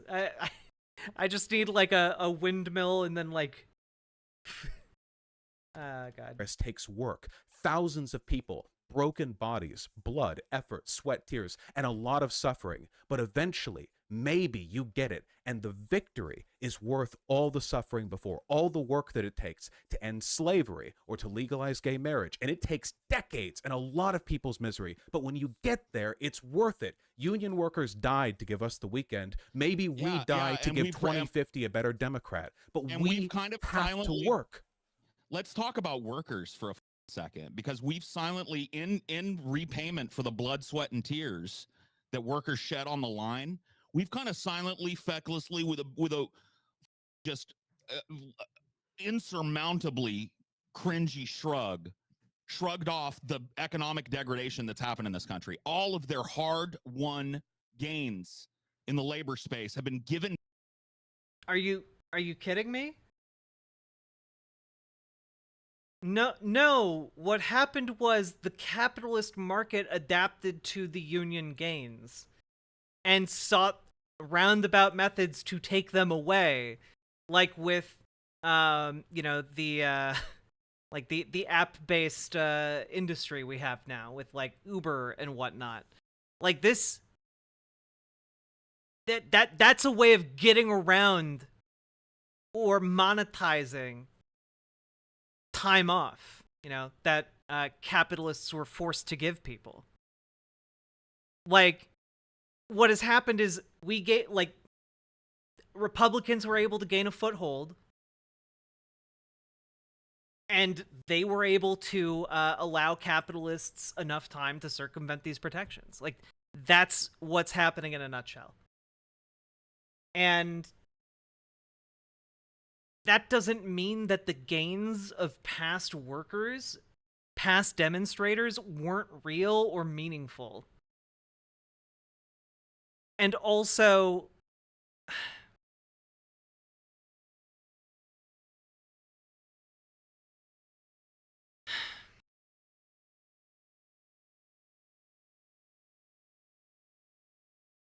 I don't know.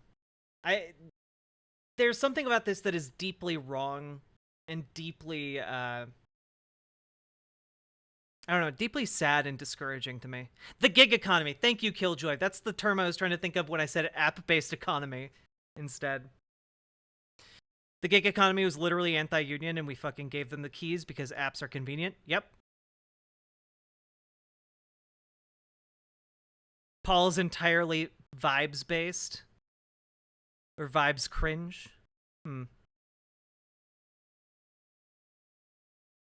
Oh, wait. I don't know how to help with politics, really, but I do volunteer with local mutual aid groups. At least I can help people get their material needs met. Dusty Den, that's really cool. And also, if you're interested in getting involved in electoral politics in the United States, there are links in the various chats to Progressive Victory, and you can sign up to volunteer to do door knocking or phone banking in races on the state, local, and national level. And a lot of people in my community do phone banking and volunteer work through them, and they're really, really great. And sometimes it can even translate into having a job doing political organizing, which is really, really cool. So, just something to think about, especially as 2024 is right around the corner. Back. The company town is back. The robber baron is back. The unaccountable giant faceless multinational is back, Vaush. We've given it all. These literally never left. There are still coal barons to this day. Like, what? All back in favor of this weak, limp-wristed, feckless, defeatist shit. What are you referring to? Reagan? What do you mean, what am I referring to? I'm say referring this to Reagan weak, and feckless... every president after him. Okay, so I agree that labor rights have gone down with time. Right now, they're seeing a resurgence in large part because we have a president who's not entirely hostile to workers' rights. Because we have an umbrella of safety, Biden's presidency, union organizers, the people who work at the NLRB, the Department of Labor, they've had the ability to go out there and make changes that have meaningfully improved the lives of millions of workers, with the potential to do even more down the line. But just as the victory of Biden has given us space for our worker victories, Trump's victory back in 2016 has given them space for their defeats, because the Supreme Court has, in that same time period, using their power that they were given by Trump's presidency, waged a war against workers, ruling time and time again against their rights, their efforts, their advocacy. The difference is clear. In the systems where Democrats rule, we at least have space to speak. In the systems... Yeah, like... Chat, who do you think is more responsive to progressive, like, grassroots organizing, progressive asks, to progressive ideas and policy? Do you think it's Donald Trump? 'Cause it's not. Dude's literally fantasizing on Truth Social right now about, like, killing his political adversaries.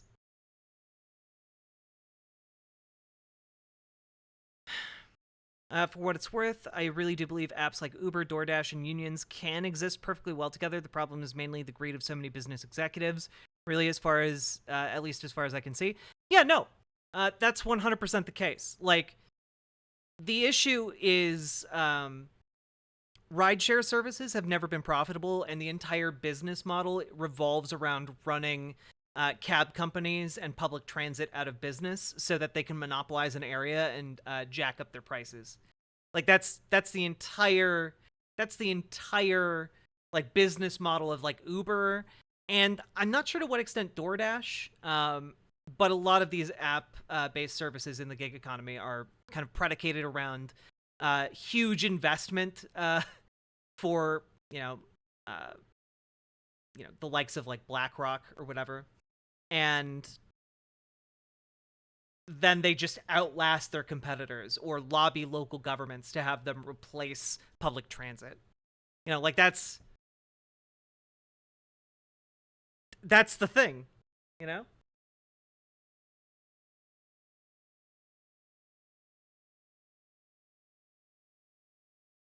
Where Republicans rule, we don't even have that. The difference is meaningful. It doesn't mean we're ever going to stop fighting, but we can at least tilt the battlefield to our side.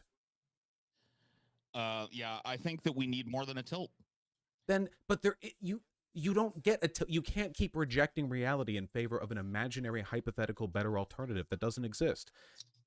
Then why even be a socialist? Just be a Democrat. Because socialists are the ones who make Democrats do the occasional good things that they do. By doing what? By putting forth wild ideas that are improbable at the time that slowly but surely become common wisdom. And right? how do you get those ideas realized? You fight.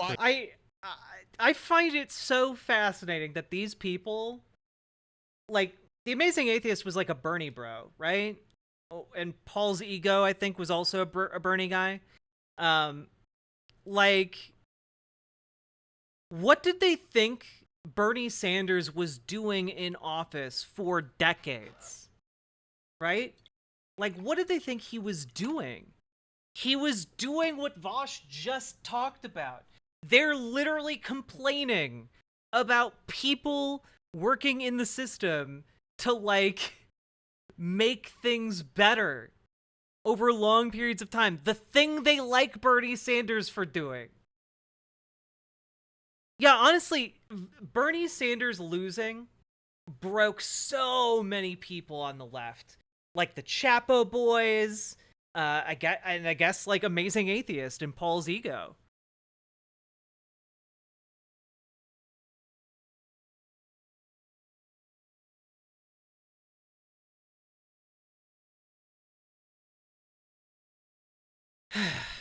Them. You fight, yes, but you don't just turn your back on the entire political process. Bernie Sanders single-handedly kicked Hold on.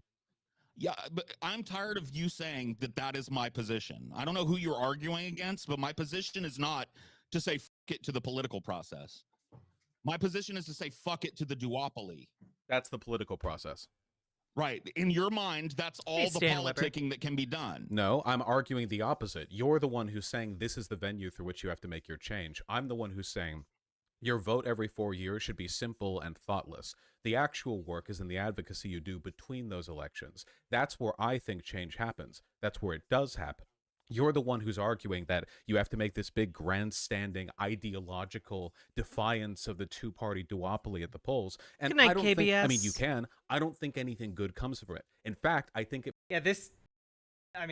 we've got so much of this left. Makes work harder for the people who actually do that work for the past 4 years. Because you don't provide them that space, that umbrella. All the people doing that NLRB work, they couldn't do it if Trump had won in 2020. True. They're only able to do these positive things because they were given that space. So we build the umbrella, we build the shield, but the real work, the difficult work, it is a lot of suffering. A lot of people spend their entire lives doing local politics in like fringe Midwestern towns and they die without seeing any positive change. But that's the... Why does the US only have two parties? So that's a really good question, Jimmy Neutron, and really it boils down to the main method of voting in the United States is called first past the post voting, which basically is the person with the most votes wins. And when you have a system set up in that manner, generally what ends up happening just kind of mathematically over time, in our current system with our laws about who can vote and everything like that, what ends up happening over time is a consolidation of power among two competing parties, who one of which either wins and the other of which either loses, you know? So, like, what I'm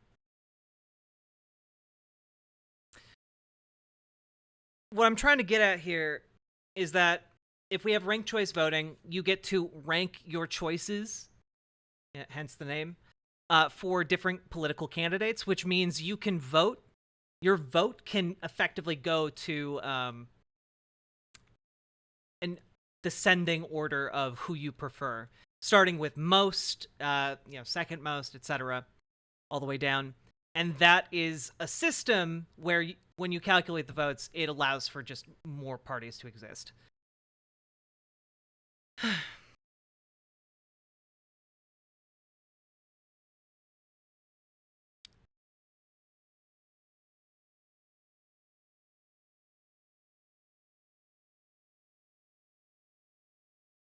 But in Europe, it is the same system, and there are more than two parties.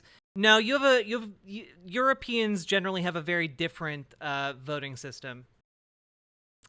Most European countries, I do not believe, are first past the post. But even countries that are first past the post, their other voting laws make like multi-party systems more of a like viable reality. That all I'm telling you guys is like the math of like a two-party system in America with American voting laws the way they are works out to essentially be like a two-party duopoly is kind of like the default state.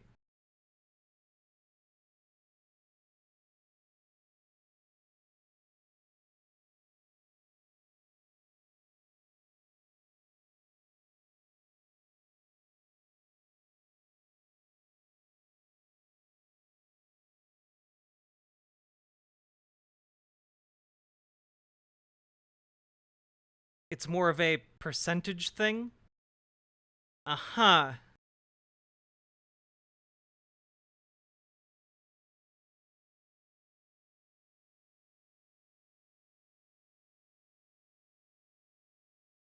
Good night, trans girl Jade. 40 of 43 European countries use proportional representation.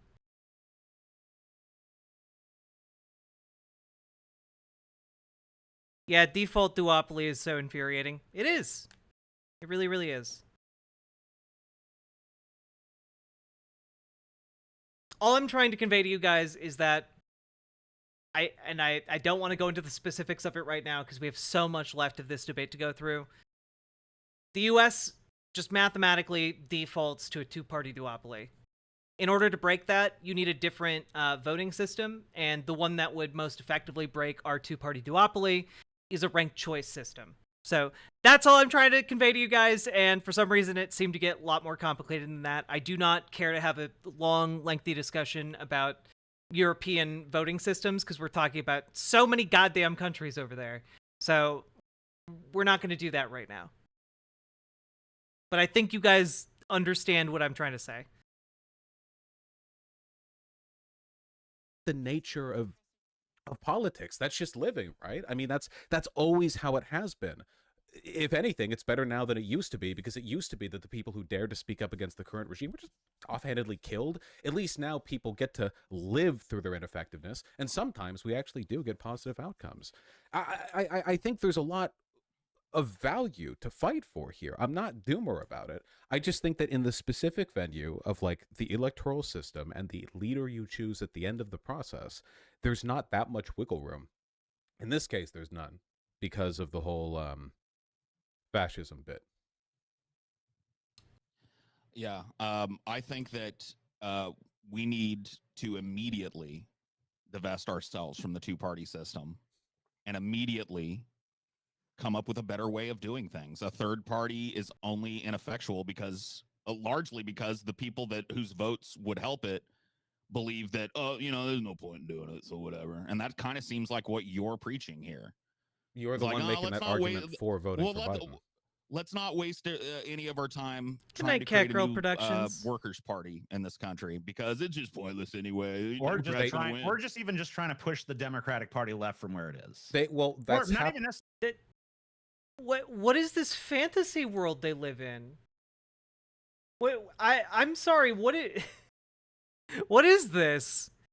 How do they talk about this? How do they talk about politics this way?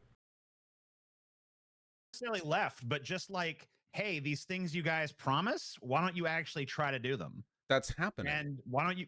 I mean, very ineffectually, in my opinion. Yeah, because you have to pay attention to the details. Recently, the White House has been flustering on its position with regards to Israel's support of the genocide going on in the Gaza Strip because they've been. I mean, Reagan ended that shit with a phone call in his administration. Biden could do the same. Yeah, I'm aware. Prop up Israel. All Biden would have to do is be like, "Hey, knock that shit off," and they would stop. I'm not arguing that Biden is doing great here. I'm saying that real work is being done at every level. This is about the complexity issue because I think you say I'm oversimplifying. I think you're overcomplicating.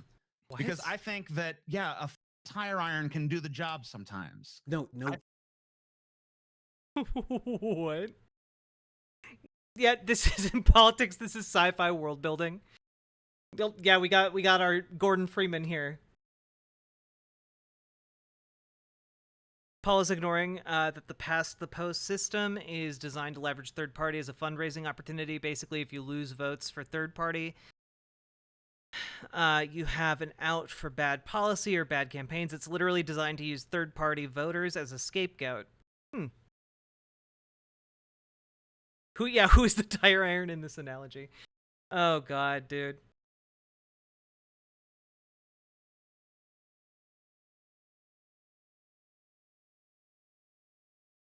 Hey, Koei Nation. I love watching the left rip itself apart at the seams.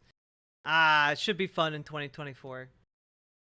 I think Nobody's you could go to tire Joe ironing You could go to any Joe knees. Manchin and threaten his ass. No, you can't and do say, that. Like, hey, you do like What you're the guy, you're speaking out of frustration. Look how quickly Joe Manchin folded, dude. Look how quickly he folded. The minute a Republican challenger rose up, Joe Manchin's like, I'm not going to bother seeking re-election. And then we're told, like, oh, he was such a valuable Democrat. Because no Who Democrat else is could have. with a D next to their name there. It's like, well, it doesn't matter if he's got a D next to his name if when he's needed the most, he just says, well, sayonara, motherfuckers, see ya. Yeah, I'm not saying that Joe Manchin is a great ally, but what you're suggesting, I assume, is to literally like threaten him into being a better Democrat. It doesn't. Can I give you two historical examples? Just threaten him You to can't. vote You our do way on a not go. specific issue. Do not go back. Oh my god, if you dude. no. If you genuinely believe that the solution to like a gridlock in the Senate would have been the actual literal threatening of someone there, you would create impeachment and presidential scandals that would blanket the remainder of the presidency and lock the I don't think if you went about it right. I don't think if you went about it right. Yeah, Pretty sure a lot of presidents have used their muscle in some interesting ways. So what if he doesn't have any leverage? Hold on. Let me give you two historical examples where this very tactic has been used and worked. Lincoln used it.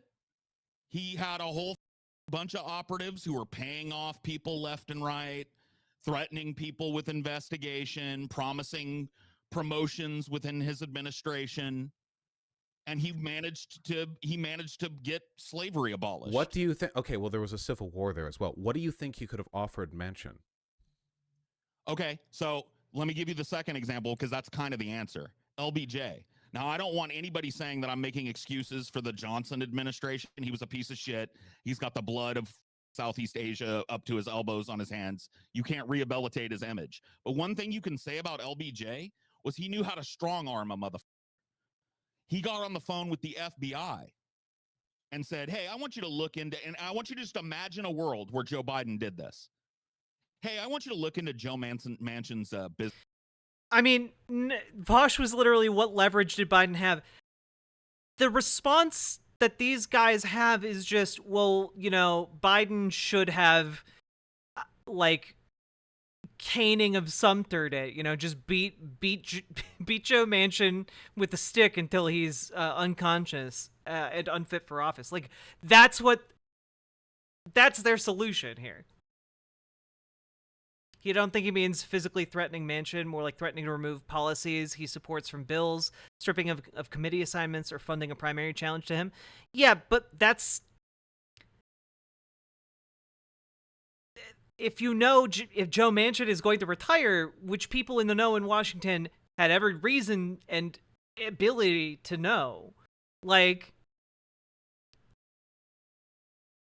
What leverage do you have? It doesn't matter to him if he keeps his committee assignments or funding or like if policies are removed from the bills. He's already made his bag. They're talking about straight up like find me dirt on this guy, blackmail him, or I'm honestly not going to rule out that they actually mean like break his kneecaps. Business practices. I want you to take a nice hard look at what he's done. I want you to find some tax evasion. I want you to find some unfair hiring practices. I want you to find some illegal offshoring. I want you to find the dirt on Manchin. Okay, do you and think then hold on. Imagine that it's not a weak, feckless dementia patient sitting in the chair, but who the fuck are these clowns? The amazing atheist was literally a very large YouTuber. Might still be a large YouTuber. I don't know. I haven't watched his content in ages. And he has a podcast with Paul's Ego, who I think is kind of well known in political circles. I don't know. And his younger brother Scotty, who seems fine. Actual politician. And he looks Joe Manchin in the eye, and he says, "Hey, mother.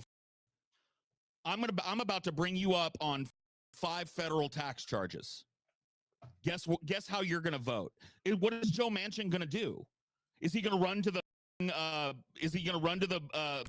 and say one more time, motherfucker? I've been dodging taxes for 20 years and Biden threatened me." There's so many things wrong with what you're suggesting here that I don't even want to go into all of them.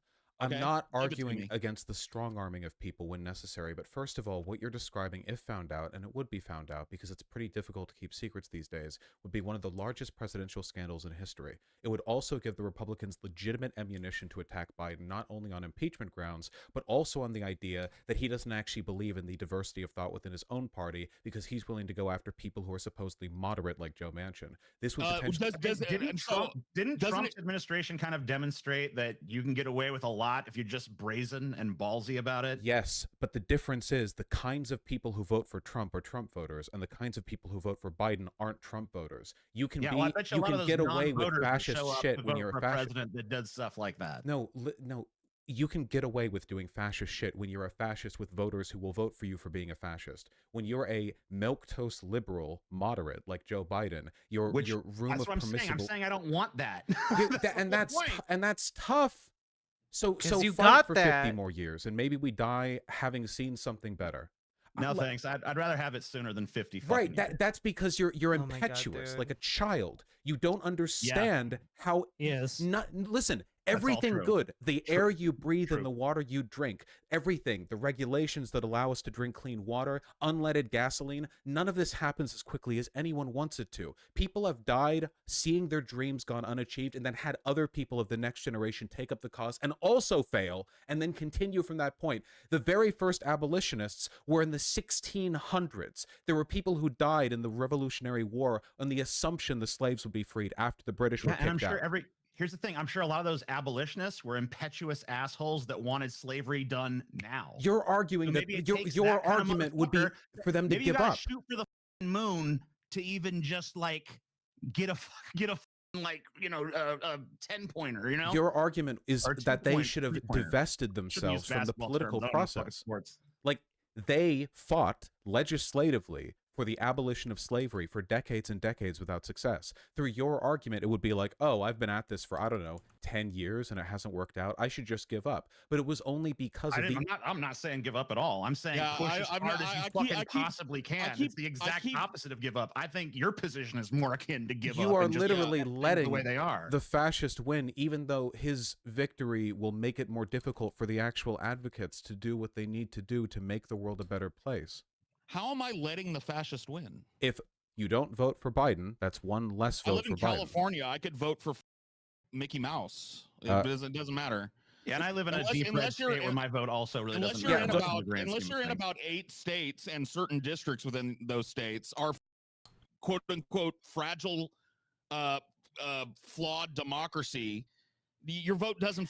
By the way, see, it's really interesting to me now. Like the argument being made here has moved to like, well, your vote doesn't even matter anyway. Like, I feel like the argument has already been conceded once this argument is being made. You know, once you already have them at this point, they've conceded that voting matters. They're just trying to argue that it only matters in certain circumstances.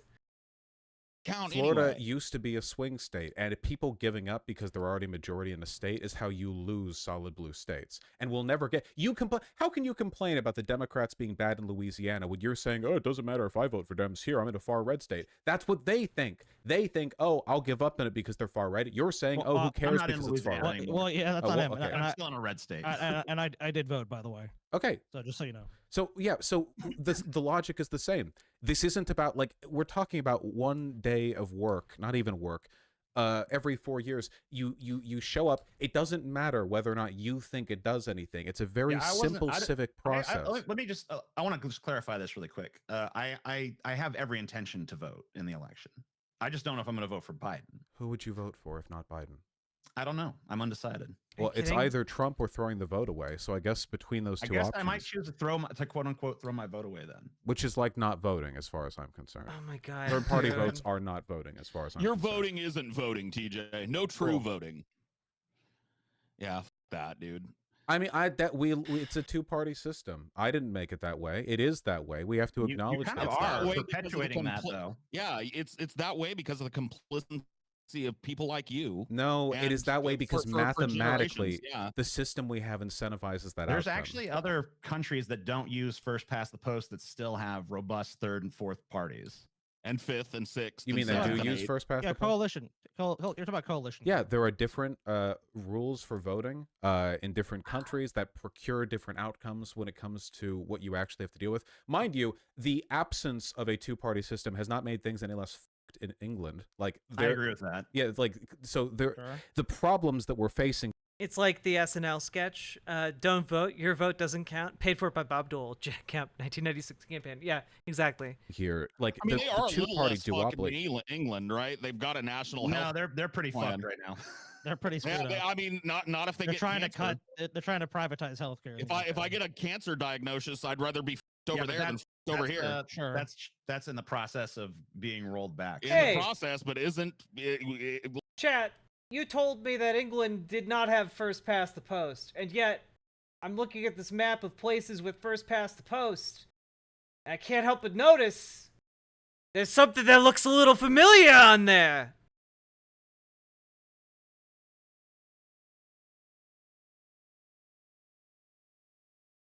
And I guess I also assumed they didn't have first past the post, so.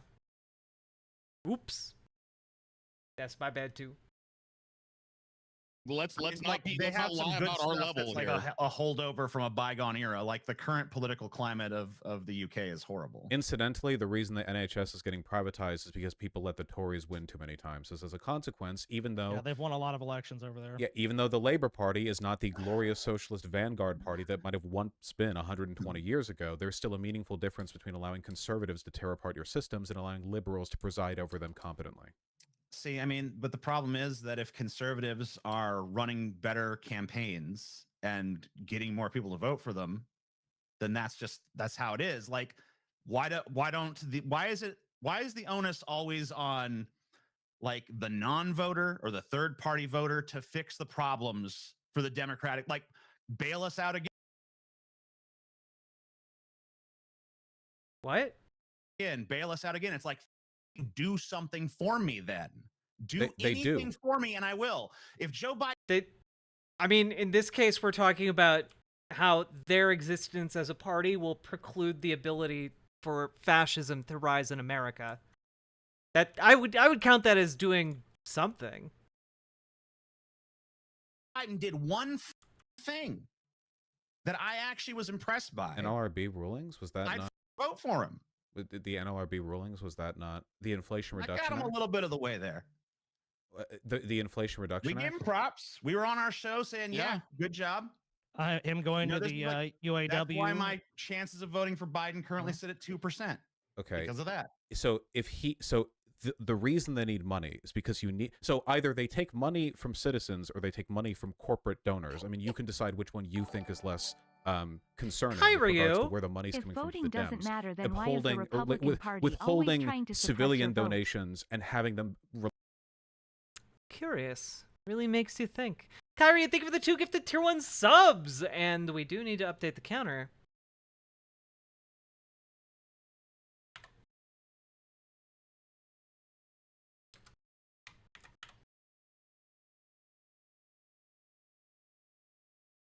And here we go. rely more on corporate donations will not make the Dems more amicable to proletarian Thank you very much, interests, for one. Kyrie. But for two, like, the only thing they need to do to be a better candidate for voting. Joe Biden crushed a railway strike. True. He also then got the striking workers at the very least part of their demands, which, you know, is more than, let's say, Donald Trump would do, who he basically, like, formalized the Pinkertons. He'd, like, use the U.S. military to just slaughter the workers. Camera down?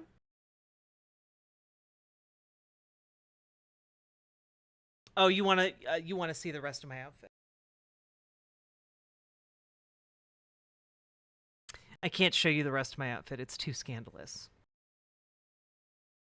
Than the Republicans is to be better than the Republicans. You don't have to donate. I don't think I've ever donated to the Dems broadly. I've donated to a few candidates specifically. I've donated to Bernie Sanders, and I know a lot of his coffers were emptied out into the DNC. Yeah, even I gave money to Bernie. Yeah. So my money that I gave to Bernie, I think some of it did end up going to the Democratic No, Party. money in politics. Citizens United was a disastrous decision. Oh, a good chunk of what people like us donated to Bernie ended up in Joe Biden's pocket and Hillary Clinton's pocket, respectively. Of course, so, yeah, it did. Gotta love that DNC. We can't withhold because things aren't as nice as we want them to be. Bernie winning still would have been a significant Isn't that the whole improvement. point, though? Like, I mean, here's the thing. You think I'm not I don't know about Paul's position on this. I don't want to be conflated every time. Yeah, watch yourself. And I'm sure he doesn't want to either because our positions are unique from each other's. But as far as I'm concerned, like I don't think vote lesser of two evils is fundamentally faulty. But I just want there to be a little bit, like, I guess for me it's a matter of degrees. Like if it's Hitler and 99% Hitler, I honestly don't give a fuck. Crushing a railroad strike is objectively worse than anything Trump did with labor. Even Trump didn't do that. Yeah, I know the Pinkertons still exist. That's why I said federalizing and formalizing the Pinkertons.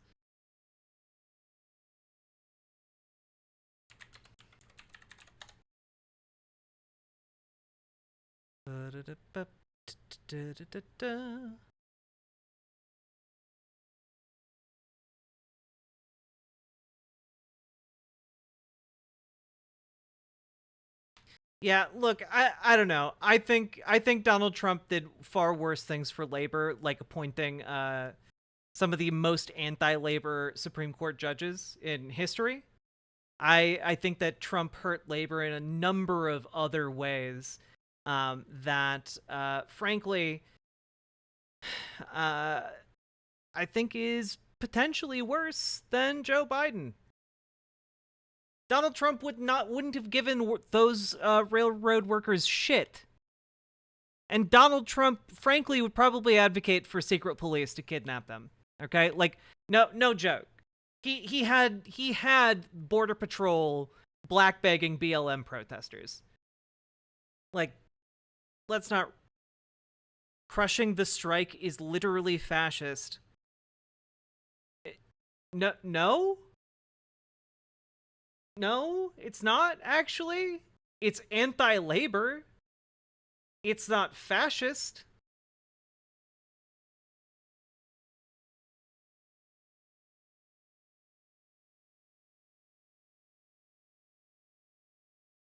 Trump never gave a damn about labor. Yeah, Trump literally, like, had rules in his businesses against hiring black people. He doesn't care about labor.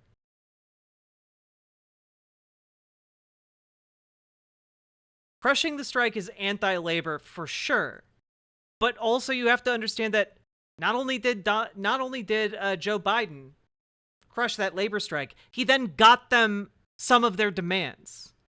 He got concessions for them from the rail companies. Now, was it good that he crushed the strike? No. But you know what is good? His NLRB picks. The people he put into power in his administration who have overseen and helped and facilitated the largest revival of union power in the history of the country, or at the very least since, the 50s and 60s. Like, we are seeing an unprecedented labor revival, certainly in our lifetimes. Like, again, he's not a fascist. He's a neo-lib, but he's not a fascist. There's a difference between anti-labor and not pro-union. True, and you know what, Stan Weber, I would argue Joe Biden is generally pro-union. I think he's potentially one of the most pro-union presidents we've ever had. And now, granted, that bar is low as shit, but it's still being surpassed by Joe Biden. Worth noting, the UAW invited Biden to speak. Trump's union visit was literally at a right-to-work plant sponsored by anti-unionist. Yeah, I mean, like, the idea that Donald Trump, a guy famous for, like, not paying his workers, gives a shit about worker rights and wouldn't violate them in an instant the second it became, like, convenient for him is insane to me. If the lesser of two evils is the main campaign message, that's not going to inspire the politically apathetic people who only tune into politics a few weeks before the presidential election to turn out to vote. That's true. The issue is, those are the cards we're being dealt. Like, we are getting Biden as the Democratic nominee. There's not really any getting around that. None of the third-party candidates are going to save us, so we need to decide how we are going to get involved in 2024 in order to avoid fascism.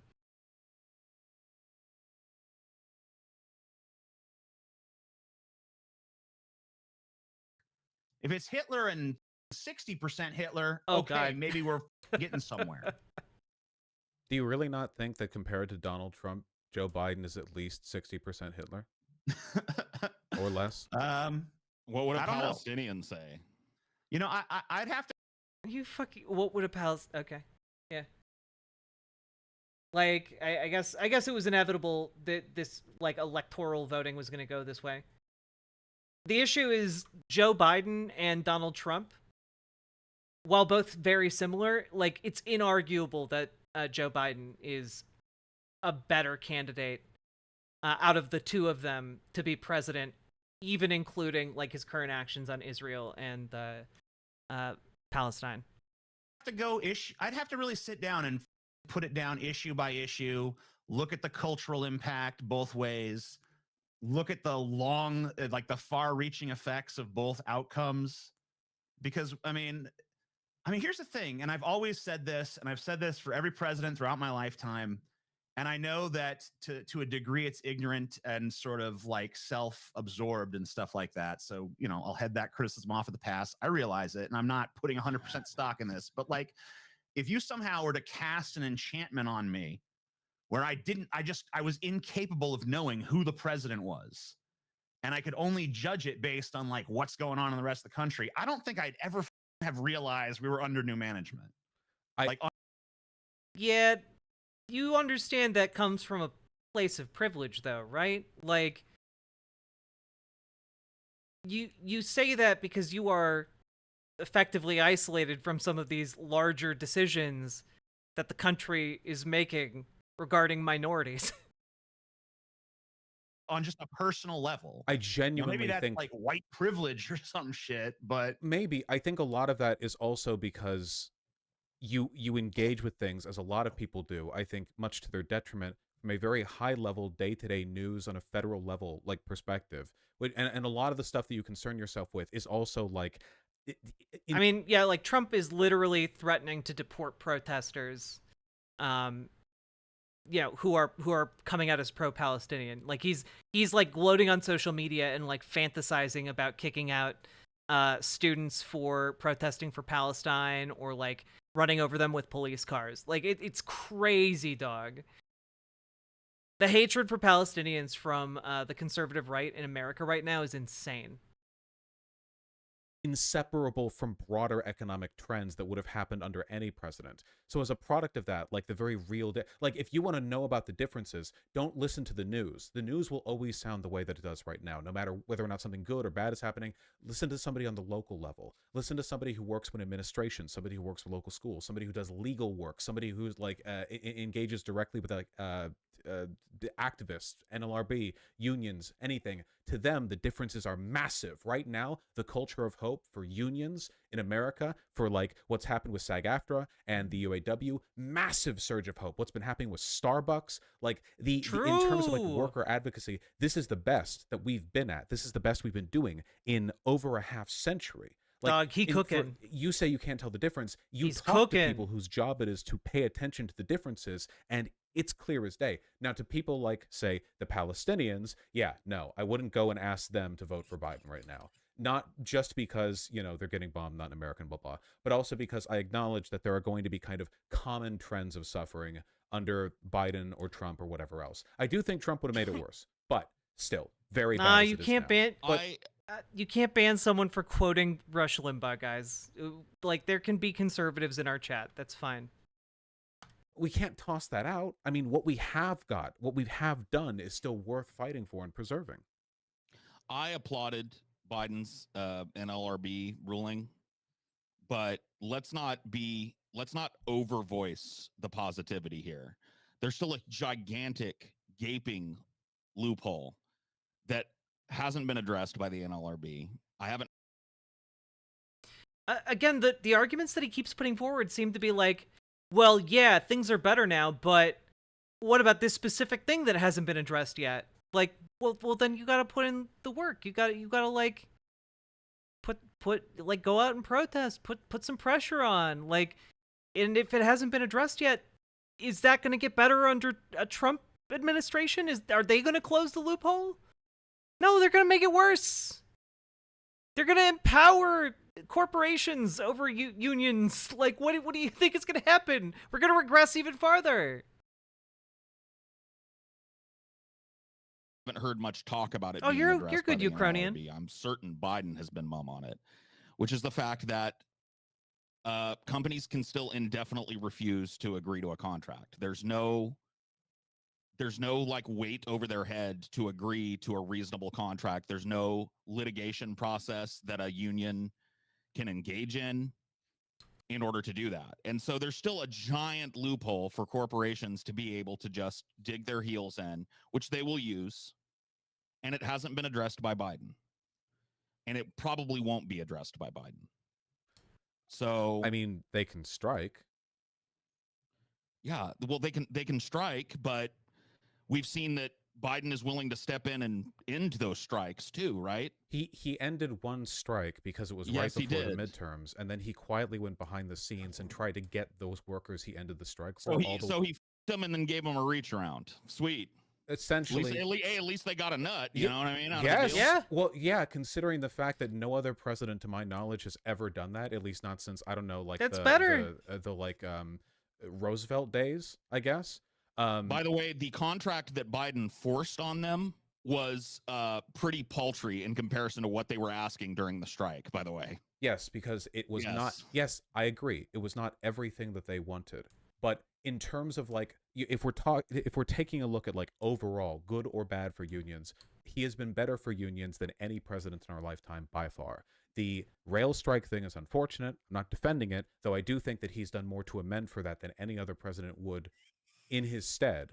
And all the NLRB decisions, the general advocacy for striking, the fact that the NLRB is like more actively involving itself in defending the rights of striking workers, these things are huge. But again, like I feel like right now I'm arguing about like the particular arrangement of confectionaries on a cake when my opponent has served me a slice of shit. Like, Donald Trump wouldn't do, you know, some of this stuff a little better and some of it a little worse. He would do none of it, and the stuff he would do would be anti-worker. Aren't you kind of arguing that you would rather eat a turd that has a dollop of Cool Whip and some little icing rosettes on it than a raw turd? Isn't that kind of like the essence of your position here? I mean, I'm getting forced to eat one of them is the thing. There can only be one of those.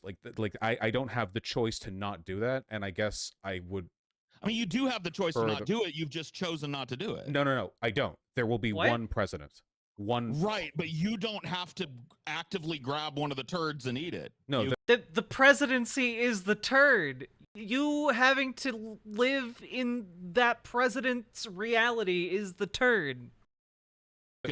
No, I don't grab the president. The president's voted in by the country. There will be a turd in my mouth. Also, yeah, I think the difference definitely going to be a turd in your mouth. I think the difference between the two turds is a lot more significant than what you painted out to be. We're talking about the most pro-union president in our lifetime versus Donald Trump. It's chocolate dipped. It's chocolate dipped. No, I know. I entertain these analogies because I'm not exactly like really that much of a Biden fan, but in reality, if you can't see the significant difference between the two, it's because you're ignorant politically. There is a degree of, oh, well, aren't they all bourgeois parties anyway, that comes across as woke, when in reality what you're doing is just waving your hands at 1,000 complexities that people whose job it is to pay attention to this would be able to immediately identify and care about. We're talking life or death differences. This whole shit versus shitism it matters. Reserve that for like the party era back during which Dems and Republicans were basically indistinguishable. I mean, you invoked the shit with the frosting analogy. That wasn't mine. You were the first one. No, I said a cake with confectionaries. And you're served a piece of shit. We need a replay. I said cake with confectionaries. Rearranging the confectionaries on a piece of shit. No. The confectionaries were on a cake versus the shit. I think that Biden, when it comes to union rights, I think he's the cake. I mean, I don't know if I'd go there. If the NLRB secures the right for a litigation process for unions to force these companies to come to the table and actually gives teeth to the union movement again.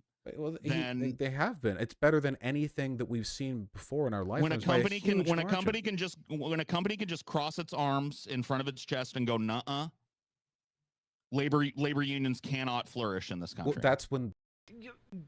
And yet they must, and yet they are doing well right now.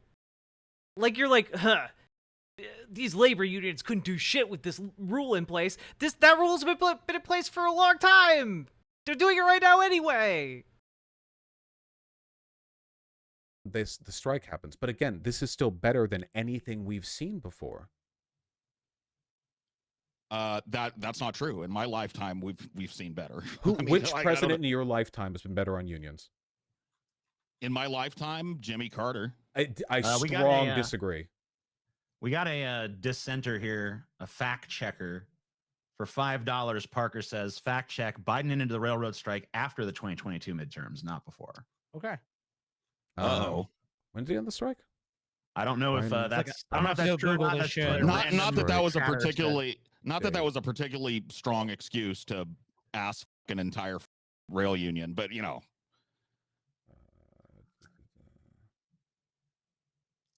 Jimmy Carter destroyed the trucking union.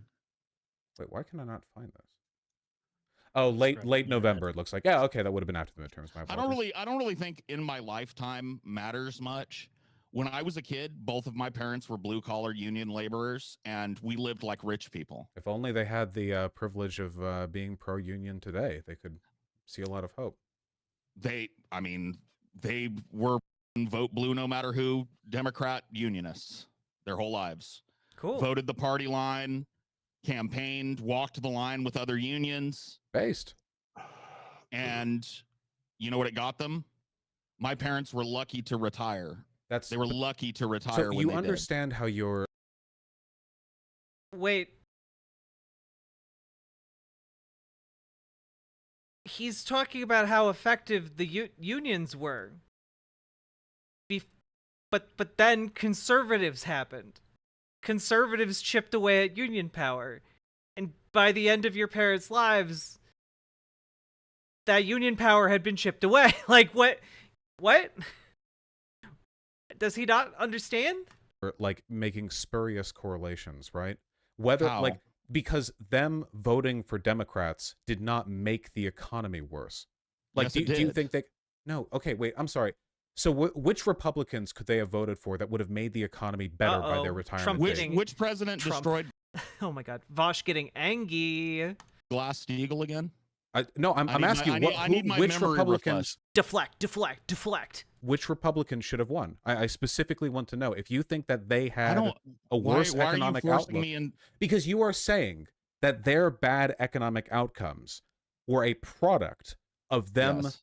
voting Democrat. And I want to know. Cyclically. Okay, so I want to know which Republicans winning would have made the economy better.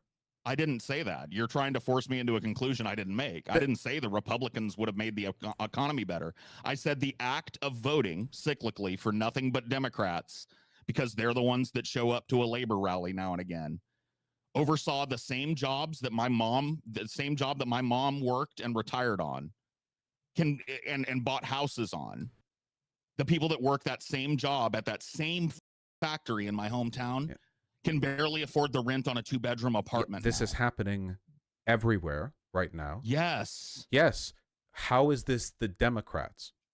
Because the Democrats have done nothing to shore it up. Okay, so what would Republicans have done better?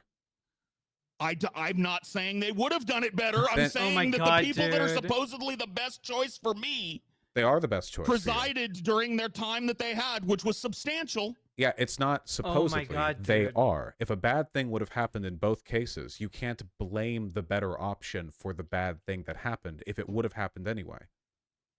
I mean, at that point, you might as well be blaming them for what? I mean, it the just wind? doesn't. It just They like seems like provided there's a no- lot So, sorry, I needed that to like sink in for a little bit. He thinks that his parents voting blue had a direct correlation to his family getting poorer. That is such a weird conclusion to draw from this. What the hell? Like, yeah, no, he's gone, Wine. He is gone.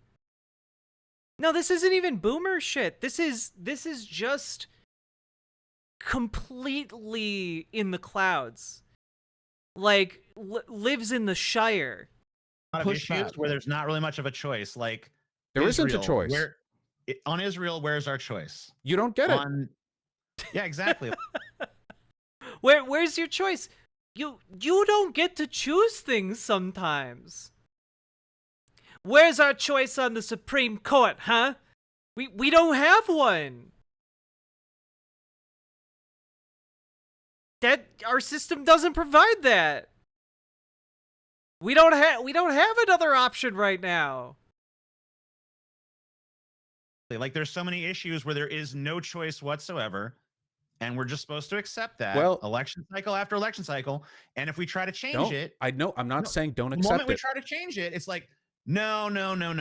You gotta just go along with it. I'm not it's the saying best you don't- can fucking possibly do. I'm not It's the saying best you we have can to do. accept it. There are plenty of things you can do with And regards to advocacy want- and political pressure. I wanna I'm ask you a saying question no. about- Again, no. Please, again. I This want is to change. the this is subject. this I'm is tired of this it. is political engagement. Okay, there are Okay. plenty of things that you can do to change the duopoly and change what is politically All right, acceptable. lay it out from. It's- Lay out the change. How It's I change called the duopoly. everything other than who you vote for on election Specifically, day. what is it? Advocacy, pushing funding, arguing with media I already do organizations. Go to- advocacy. no, hold on. Go to local town hall meetings. Write letters to your local Congress people. Write letters to local people, like mayors, town commissioners, even like local city planning boards. That can do a surprising amount of good. True. Hey, in the past decade or so, we've seen a recent rise in legitimately progressive politicians. Right now, yes, our government may be broadly pro-Israeli, but America is more pro-Palestine than ever before. And why? Did that just True. happen out of nowhere? Did that just happen out of the ether? No, it's because people worked, and they've been working for longer than any of us have been alive. There have been Palestinian advocates who for decades have had their cries for justice met with deaf ears. For decades, and only now will people listen. And yesterday, just yesterday, John Oliver, It a doesn't really- generally presentable I like that media segment. personality, presented a fully pro-Palestinian take to an audience of millions of people. You can do stuff. And you know what? the consequence of you doing good stuff is that people vote smarter in future primaries and you get better presidential candidates to pick from. Without changing the first past the post system or the way we currently do things on a structural level, it's still always going to be a lesser of two evils deal. Don't you but think it doesn't mean you don't do anything. We could save those Palestinians a lot faster if all of those people who say, hey, I want a choice on Israel, were like, I don't know if I'm voting for a Democrat this year. Earn my vote. Again, stop with the fairy time bullshit. If all of these people somehow magically coordinated, listen, over here in reality, if some of these people all magically coordinated, if some of these people all magically coordinated and they all decided on a single wedge issue, if they all decided on a single wedge issue to shift their vote on one wedge issue to another candidate who would have to be developed and organized and funded and promoted entirely on this wedge issue, they would then have to have more people voting for them than the entire unified Republican Party. Ergo, what you're talking about has never happened, cannot happen. You are talking about fantasy bullshit. You're not happy with how tedious reality is.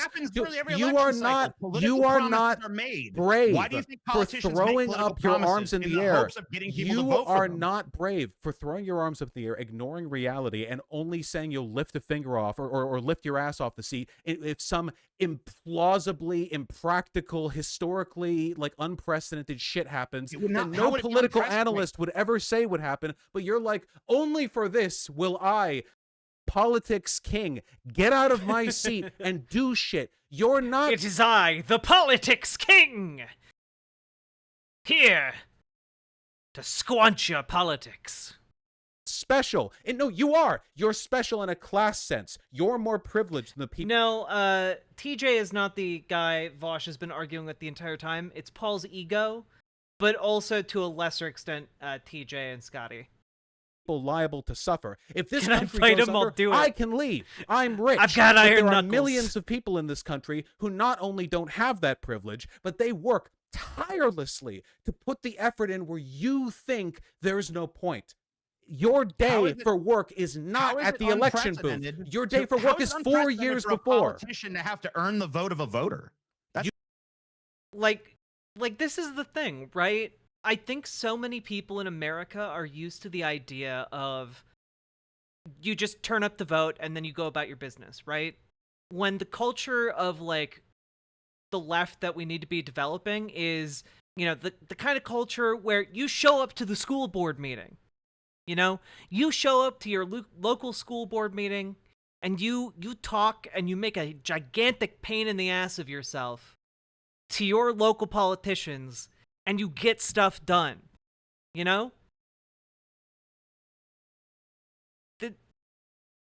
That's the activism.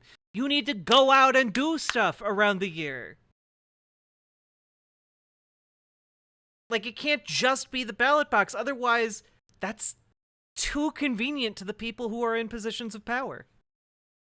It's not unprecedented. That's literally politics whining 101. that you're not being catered to. You have it better than 90% of the people on this planet. We're not talking about me personally being catered to. We're talking about the huge block of people who oppose the genocide going on in the Gaza Strip and to be heard. And they're doing and they're doing work. And their lives will not get any easier if they just don't participate. If those politicians have to spin on that issue to change on that issue in order to secure those votes. You're just No. They don't spin on the issue. They look at what other people who are likely voters are going to vote for. They just go after the more likely and easier to get voters. They aren't politicians are playing a numbers game. They don't have time to wine and dine lefties by perfectly curating their positions. That's not how our system works.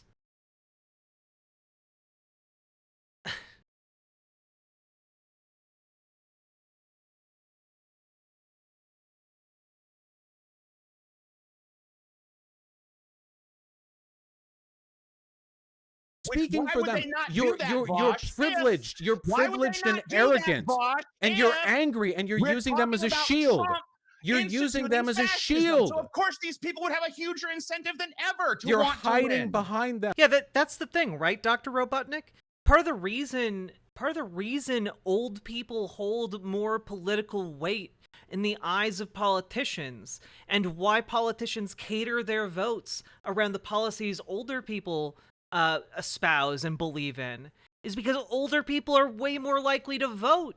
They care about the voters who are most likely to vote. They don't care about people who are trying to, like, play a cute little game of, like, withholding votes. The math doesn't change. The math doesn't change for you or That's for right. me, Democrats for nobody. can't win If unless you people who are against want, the genocide if still you vote for them. want the world to get better, you do the work between the elections, and during the election, you make the best choice, and then you get your ass back to work. You, like me, spend a lot of our time whining online. That's our jobs. But the difference between you and me is that I don't think I'm special for my abstemiousness from the process that other people have lived and died and bled for, trying to build a world comfortable enough that we could be dipshits in a computer chair. You can do the work. You have to do the work. You do not have a right to complain and pretend that you are smarter for keeping your hands off the work. Why are you people assuming? who Why are are bleeding you? and dying right now, and we want to vote for the party that's allowing The it to happen. people who are bleeding and dying right now, the most likely people to bleed and die, the poorest people in this country, those people vote Democrat. The poorer you are in this country, the more likely you are to vote Democrat, because in spite of the fact that your average American poor or rich is a hard, a significant proportion of people understand if you are poor in this country, there is a difference between living under a Democrat and living under a Republican, and you are trampling over that and the work that other people have made, the sacrifices. Do you think that winning is the hard part of politics? Losing is the name of the game. It always has been for every group all the time ever. Most of life is learning to deal with compromise. Let me True. That's what growing up is, really. I don't usually watch online debates. Is this how everybody talks to each other? Nah, this is just how Vaush talks.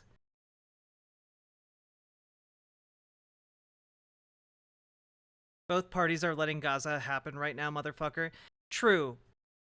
I still think that while both of them are incredibly bad and evil and complicit, one of them has the capacity to be far worse if it were in power. Both domestically and for the people in Gaza.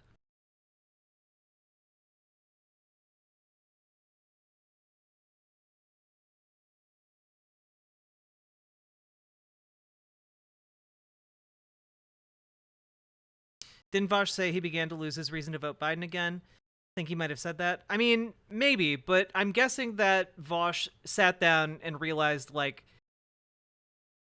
while he might be losing reasons to vote for Biden, Biden is still not a fascist. Like, that's a meaningful difference. Having the opportunity to try again, to choose somebody else after Biden, is actually something worth voting for. Preserving democracy is indeed worth voting for. Like, even if everything else was bad. Look, I refuse to have any amount of serious consideration to people who think any of this situation would be improved or any of the future would be improved with an explicit fascist being in power in America, in charge of the largest military in the world, in charge of the largest nuclear stockpile in the world. If you are someone who seriously sits there and thinks, I think a fascist in charge of that would be better than this, you're broken, you know? You're broken. It can always be worse. And there's far, far worse politicians than Joe Biden, who sucks ass. But I don't really think a lot of people on the left understand exactly what is at stake when they are making unserious statements like, it doesn't matter who wins. It matters to hundreds of millions of people, not just in the United States, but around the world. It matters to billions of people who actually wins here, materially.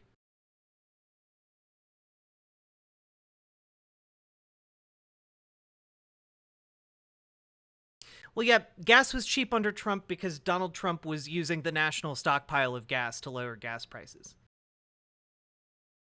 Like that was government subsidy.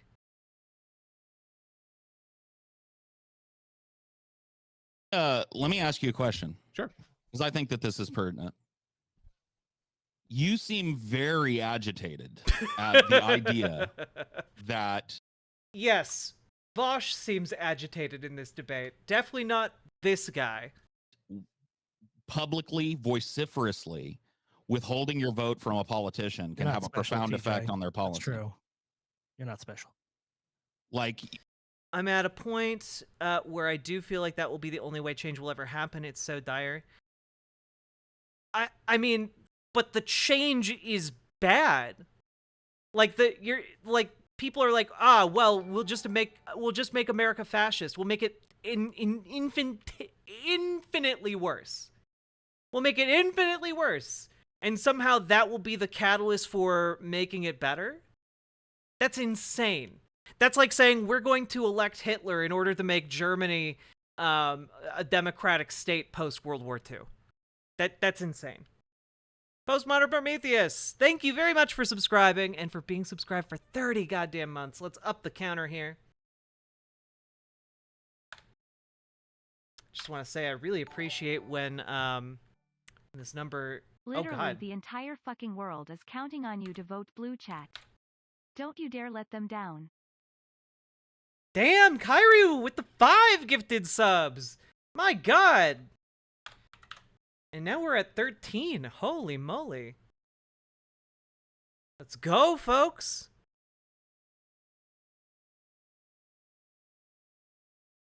You do understand that Biden is less likely to move if Democratic voters act like you than if he acts like us, and then if Democratic voters act like us, right?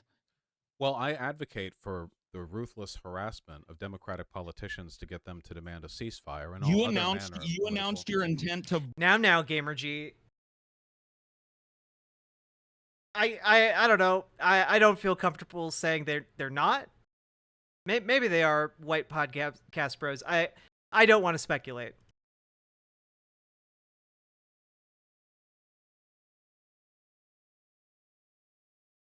No, the Democratic Party literally doesn't care.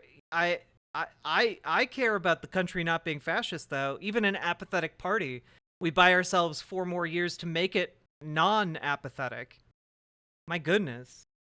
Vote for Joe Biden before the election was even over the last time. They don't, yeah, and I will continue to. They don't care if you threaten to withhold your vote. If voter retention, or sorry, if voter abstemiousness was something that motivated them to change their behavior, the fact that this country is like 60% participatory in our federal elections would have been enough to make a difference at this point. That what matters to them is which political bloc is most likely to respond to positive messaging when it comes to voting to us. So when leftists continuously signal that we are the pickiest motherfuckers in the world and we will act against our own interests to throw our hands up to not vote, they're going to shift more with the moderates. The reason why the Democratic platform shifted to the left after Bernie Sanders normalized that shift left was because Bernie Sanders proved that there was an active, mobilized, young, left-leaning contingent of voters. True, he did, Erica. Honestly, I look, you know, I have a weakness, and Vaush is mine. I like Vaush a lot, and I think he's very articulate, and he's able to put things in a really great way. Damn it! Asterisk, asterisk, asterisk, asterisk it. I'd rather see what's behind door number 1 than listen to much more of this brain rot. Well, no, you see, you don't know what you guys are voting for. It's secret. All you get to know is it's now called this. I will be right back.